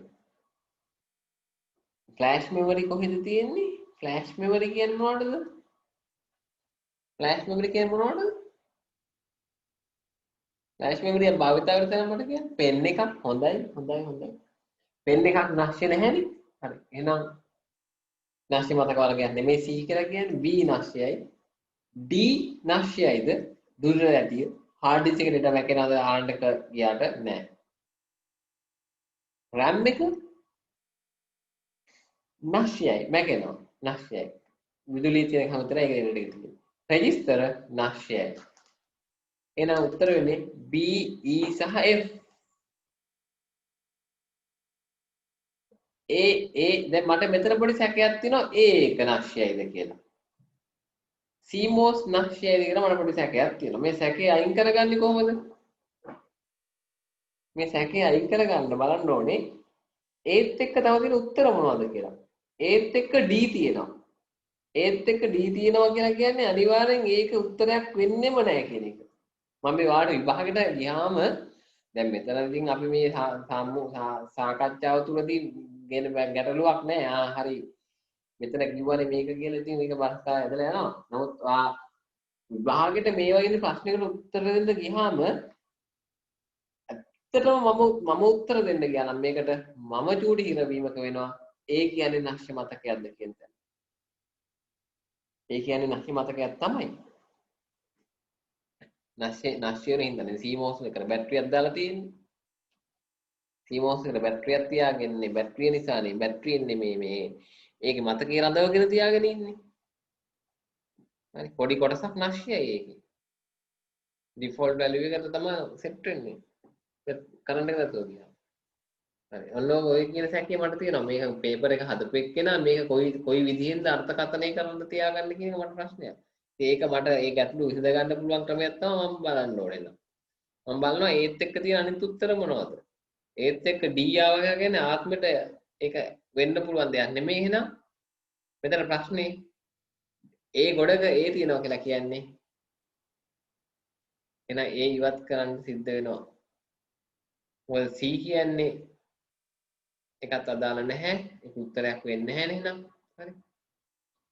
ඒ විදිහට බලලා ඒ උත්තර ටික අයින් කරන්න වෙනවා. තුන්වෙනි එකේදී අපි දන්නවා තුන්වෙනි උත්තරේට ගහන්න තියෙන සම්භාවිතාවයක් තමයි අපිට උතන ඉන්නේ. A E සහ F වලට කෙනෙක්ට යන්න පුළුවන්. නමුත් එතෙන්ට යන එක වළක්ව ගන්න පුළුවන්. අපි දන්නවා B කියන එක අනිවාර්යෙන් උත්තරයක් වෙන්න ඕන කියන එක. ඒ වගේ කම්පෙයාර් කරලා බලලා හරි උත්තරේ කරා එන්න. එවැනි අවස්ථාවක් ආපුවම. ඒ අවුල විසඳ ගන්න වෙන්නේ ඒකයි. A E F වලට උත්තරේ මම ගහනවා A නැස්චය කියලා හිතුවොත් එහෙම. නමුත් ඒකෙන් මිදෙන්න පුළුවන් විදිය තමයි එහෙම ගහලා බලපුවම දෙන්නේ B ඉතුරු වෙනවනේ. බෑනේ B අනිවාර්යෙන් නැස්චයයි. එහෙනම් B උත්තරේ වෙන්නම ඕනේ. කියන කාරණා ටික පැහැදිලි කරගෙන මම හුඟක් කියන්න දෙයක් නැහැ. කරන්න ඉතින් තව ඉතින් ක්‍රම තියෙනවා. ඉතින් MCQ වලට උත්තර ලියන්න. A level paper එකේ දැන් මේ 2020 ළමයිත් ටත් වැදගත් වෙනවා.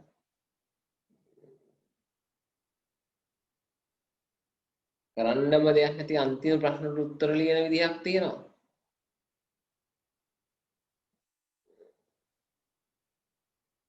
ඒක කියලා දෙන්නද?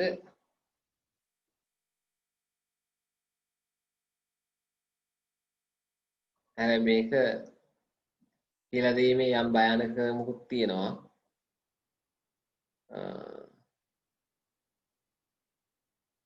හරියට කල්පනා කරලා ගිරුනේ නැත්නම් එහෙම කන පිට පෙරලෙන්නම පුළුවන්. මම මේක කියලා දුන්නාට හරි පරිස්සමින් පාවිච්චි කරන්න ඕනේ. ඔයාලා මාකි ස්කීම් එක අරගෙන ගනින්න එක කියන උත්තරේ හරි කියවා කීයක් තියෙනවද කියලා. දෙක කියන උත්තරේ හරි කියවා කීයක් තියෙනවද කියලා ගනින්න. තුන කියන ඒවා හරි ඒවා කීයක් තියෙනවද කියලා ගනින්න. ඒ ටික ගන්නලා තියාගන්නකො. ඒ 2020 ළමයි ටික සම්මාන වෙලාවට මම කියලා දෙන්න ඉතින් පස්සේ. හරි. ඒ ටික ගැනලා නිකෝඩ් තියාගන්නකො. ඒ MCQ වල ප්‍රශ්න 50න් A කියන උත්තරේ හරියව කීයද? B කියන උත්තරේ හරි දෙක කියන උත්තරේව හරියව කීයද? දල වශයෙන් නිකන් ගැනලා තියාගන්න පේපර් එකක දෙක ඈ. කරලා ඊට පස්සේ අපි බලමු. හරි. එතකොට දැන් අපේ වෙලාව කීයද? 10යි. හරි. මේ පේපර් එකේ මට දෙගොල්ලන්ටම සමාන එකම මොහොතේ කතා කරන්න පුළුවන් ප්‍රමාණය ඉවරයි. ප්‍රශ්න 13ක් කතා කළා. පළවෙනි පාඩම් 5 ආශ්‍රය කරගෙන. පහ නෙමෙයි 6ව ආශ්‍රය කරගෙන. පළවෙනි පාඩම් 6 ආශ්‍රය කරගෙන අපි කතා කරන්න පුළුවන් උනේ ප්‍රශ්න 13යි. එතනින් එහා HTML එනවා. HTML කියන්නේ 10 වෙනි පාඩම. 10 වෙනි පාඩම මේ ඔක්කොම යන 10 වෙනි පාඩමෙන් ඔන්න පළවෙනි පාඩමේ එනවා 18 එනවා පළවෙනි පාඩමේ තොරතුරු සම්බන්ධයෙන් කියවල උත්තරයක් දෙන්න බලන්න. මම මේක කියවන්න උත්සාහ කරන්නේ නැහැ. කියවල උත්තරයක් දෙන්න බලන්න මේක කියවන්න. තොරතුරු වල ඉහළම අගේ වාර්තා වෙන්නේ මොකද කියලා අහන්නේ.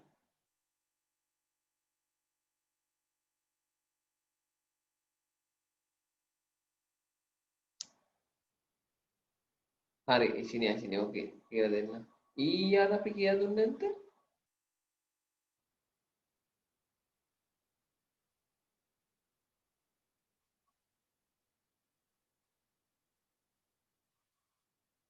හැම උත්තරේ 4 විදිහට මාර්ක් කරනවා නේද? 18ට.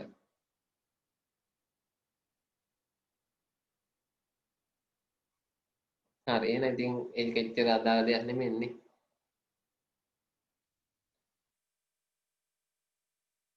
හරි ඉතින් මෙතන බලන්න ඕන එකම දේ මොකද්ද? යම් කිසි සිද්ධියක් උන වෙලාවෙම ජෙනරේට් වෙන ඒ කියන්නේ තොරතුරක් ජෙනරේට් වෙන වෙලාවෙම ලැබෙන දෙයක් තමයි වැඩි වටිනාකමක් තියෙන්නේ. මේ තොරතුරු පිළිබඳ ස්වර්ණමය නීතිය ගැන තමයි මේ එහෙන් අහන්නේ. තොරතුරු පිළිබඳ ස්වර්ණමය නීතිය මොකද්ද? යම් කිසි තොරතුරක් උත්පාදනය වෙන අවස්ථාව මොකද්ද? ඒ කියන්නේ 0 ටයිම් එකේ කාලේ ශූන්‍යයට ආසන්න අවස්ථාව තමයි තොරතුරක් ලැබෙනම මොහොතේ තමයි ඒක උපරිම අගය තියෙන්නේ. කාලයත් එක්ක මොකද වෙන්නේ? තොරතුරු වල අගය අඩු වෙලා ගිහලා නැවත ඒවා දත්ත බවට පත් වෙනවා කියන එක තමයි අපි ස්වර්ණමය නීතිය ඉගෙන තියෙන්නේ. එහෙනම් ඒක තමයි මේ අහන්නේ පුන. තව අපි අහනවා 19 කාලයත් සමග පරිගණකවල සංවර්ධනයට අදාළ පහත ප්‍රකාශ සලකන්න. කාලයත් සමග පරිගණකවල සංවර්ධනයට අදාළ පහත ප්‍රකාශ සලකන්න. පරිගණකවල සකසන වේගය සහ විදුලි පරිභෝජනය යන දෙකම වැඩි වී ඇත. ඒක හරියද? කාලයත් එක්ක පරිගණකවල සකසනවල වේගය වැඩි වුණා. විදුලි පරිභෝජනයෙන් දෙන්න අඩු වුණා. එතන මේ ප්‍රකාශනය වැරදි තනි කරලා. ප්‍රකාශනය වැරදි. හරි. පරිගණකවල සකසන වේගය වැඩි වූ අතර පරිගණකයේ භෞතික ප්‍රමාණය අඩු වී ඇත. ඔව්. සකසන වේගය එන්න වැඩි වෙනවා. භෞතික ප්‍රමාණය අතේ බඳ යන ඔර්ලෝසුවක ප්‍රමාණයටත් වඩා අඩු පරිගණක හද නිර්මාණය වෙනවා. ඒක හරි. පරිගණකවල විදුලි පරිභෝජනය සහ භෞතික ප්‍රමාණය යන දෙකම අඩු වී ඇත. විදුලි පරිභෝජනයත් අඩු වෙනවා. භෞතික ප්‍රමාණයත් දෙකම අඩු වෙනවා. එහෙනම් උත්තරය B සහ C නේ. B සහ C උත්තරේ මොකද්ද? 4. හොඳයි.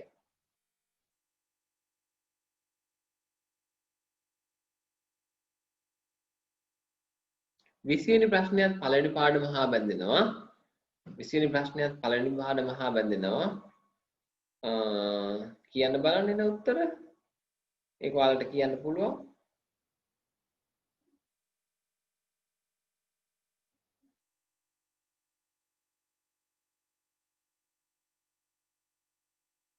ප්‍රවාහන සේවා ස්ථානයක් මගින් වාහන සේවා ස්ථානයක් මගින් වාහන සේවා ස්ථානයක් කියන්නේ සර්විස් සෙන්ටර් එකක් වාහන සර්විස් කරන තැනක් මගින් පරිගණකයේ ඇති පාරිභෝගිකයින්ගේ පෞද්ගලික තොරතුරු රක්ෂණ නියෝජිතව ලබා දීම පාරිභෝගිකයන්ගේ පෞද්ගලිකත්වයට අදාළ ගැටලුවකි.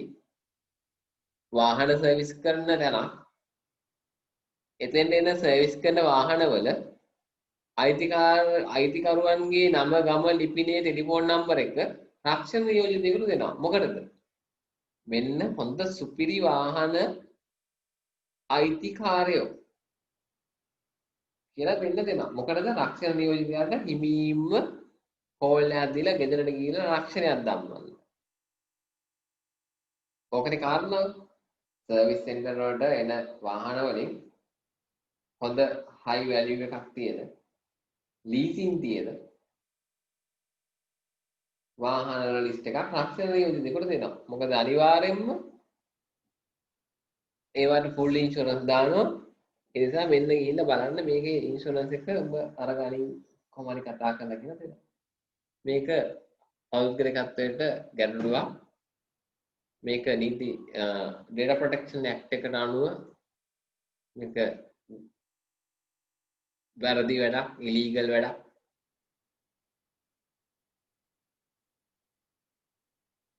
ඒ නිසා මේ ප්‍රකාශනය හරි. තනි පරිශීලක බලපත්‍ර සහිත මෘදුකාංගයක පිටපතක්. තනි පරිශීලක බලපත්‍රයක් කියන්නේ මොකද්ද? software බලපත්‍ර වර්ග තියෙනවා. software බලපත්‍රයක් දෙන්න පුළුවන් එක කම්පියුටර් එක ඕන තරම් users ලා වැඩ කරන්න. අවසර දෙන්න පුළුවන්. තව සමහර software අවසර දෙනවා. ඕන තරම් කම්පියුටර් වල වැඩ කරන්න. හැබැයි එක්කෙනෙකුට විතරයි භාවිතා කරන්න පුළුවන්. තව සමහර බලපත්‍ර දෙනවා අවුරුද්දකට වැඩ කරගන්න පුළුවන්. තව සමහර බලපත්‍ර දෙනවා ඕන තරම් කාලයක් භාවිතා ලයිෆ් ටයිම් දෙනවා. උදාහරණයක් විදිහට Kaspersky වගේ software එකක් බලපත්‍රයක් දෙන්නේ කොහොමද? එක කම්පියුටර් එකට අවුරුද්දකට කියලා දෙන්නේ. Kaspersky දෙන්නේ එක කම්පියුටර් එක අවුරුද්දකට. තව සමහරු දෙනවා එක කම්පියුටර් එකට එක යූසර් කෙනෙකුටයි බලපත්‍රය දෙන්නේ අවසර දෙන්න පාවිච්චි කරන්න. තව සමහරු ඕනම කම්පියුටර් ප්‍රමාණයක වැඩ කරන්න පුළුවන් එක යූසර් කෙනෙකුට විතරයි. ඔය වගේ එක එක විදිහට කම්පියුටර් බලපත්‍ර ලබා දෙනවා. දැන් මේ බලපත්‍රයේ විශේෂත්වය තමයි තනි පරිශීලක බලපත්‍රයක්. එක පුද්ගලයෙකුට විතරක් භාවිතා කරන්න පුළුවන් බලපත්‍රයක්. එක මෘදුකාංගික පිටපතක් වෙනත් පාර්ශ්වයකට ලබා දීම මෘදුකාංගයේ හිමිකම් අයිතිකරුට අදාළ වන චෞරත්වයේ පිළිබඳ චෞරත්වය කියලා කියන්නේ අනුන්ගේ දේවල් මේ මංකොල්ල කෑමක් නේ. ඒතර මේක software පිරසි එකක්. මෘදුකාංග චෞරත්වයක්. software මංකොල්ලයක් මේ කරන්නේ. ඒක හරි. මෙතන පිරසි වර්ග දෙකක් තියෙන්න පුළුවන්. දැන් මොනවා හරි ප්‍රකාශනයක් ලියපු කෙනෙක් නම් යම්කිසි කෙනෙක් ප්‍රකාශනයක් ලියනවා, පොතක් ලියනවා. ඒ පොතේ තියෙන දේවල් කීපයක් තවත් කෙනෙක් එයා ලියන විදිහට එයයි මේ ලියන විදිහට ලියනවා. උපුටා ගැනීමක් විදිහට දක්වන්නේ නැතුව වෙන කෙනෙක්ගේ පොතක තියෙන එක තමන්ගේ පොතක තමන් ලියන විදිහට ලියනවා. එහෙනම් අපි රචනා චෞරත්වය කියලා කියනවා. චෞරත්වය කියන නිකන් කියන්නත් පුළුවන් එක. මේක කෙලින්ම software පිරසි එකක්. අනුන්ගේ දෙයක් පොතක ලියපු අනුන්ගේ පොතක තියෙන එක තමන්ගේ පොතේ ලියනවා නම් ඒක උපුටා ගැනීමක් විදිහට දක්වන්න ඕනේ. ඒතර ප්‍රශ්නයක් නැහැ. උපුටා ගැනීමක් විදිහට දක්වන්න නැතුව තමන් ලියන විදිහට ලියුවොත් ඒක චෞරත්වයක්. දැන් ඔයාලා දැකනවා Facebook එකේ සමහර post තියෙනවා. ඒ post එක තමන්ගේ වෝල් තමන් post එකේ දාලා යටින් ලියන උපුටා ගැනීමක් කියලා. ඒ උපුටා ගැනීම කියලා ලියුවාම ඒක පිරසි එකක් වෙන්නේ නැහැ. යටින් ලියනවා මේක උපුටා ගැනීමක්. අහවල් page එකකින් අහවල් කෙනාගෙන් උපුටාගත් එකක් නැවත පළ කිරීමක් තමයි මේ කරන්නේ කියලා කිව්වහම ඒක චෞරත්වයක් නැහැ. මොකද තමන්ගේ අනුන්ගේ දෙයක් තමන්ගේ විදිහට ඉදිරිපත් කරුවොත් එතන චෞරත්වයක් තියෙනවා, පිරසි එකක් තියෙනවා. එතන මේක පිරසි එකක්, software පිරසි එකක්. වෙනත් අයෙකුගේ පරිගණකයට අනවසරයෙන් ප්‍රවේශ වීම නීතිමය මෙන්ම සදාචාරාත්මක ගැටලුවකි. වෙනත් කෙනෙක්ගේ අනවසරයෙන් ප්‍රවේශ වීම කොහොමද එහෙමද? හැකින් කියන්නේ ඔක. ඒක මේක තුනම හරි. උත්තරේ මොකද්ද? 5. උත්තරේ 5. හොඳයි.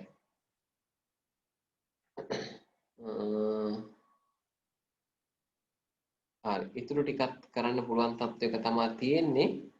මම හිතනවා අද දවසට ඇති කියලා හිතනවා. මේ දරුවන්ට ආයෙ සම්බන්ධ වෙන්න පුළුවන් කවද්ද බලන්න කියන්නේ. 2020 දරුවෝ ඉස්සෙල්ලා කියන්නේ.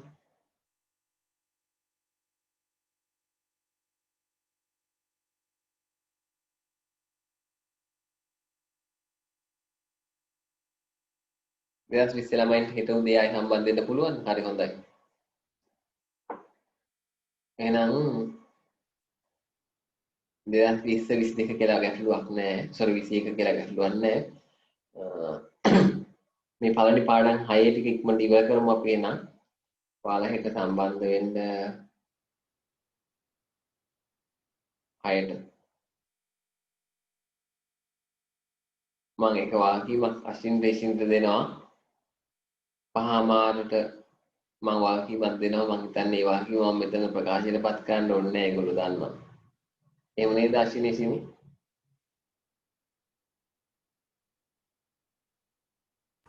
කෝල් එකක් ගන්න සර්.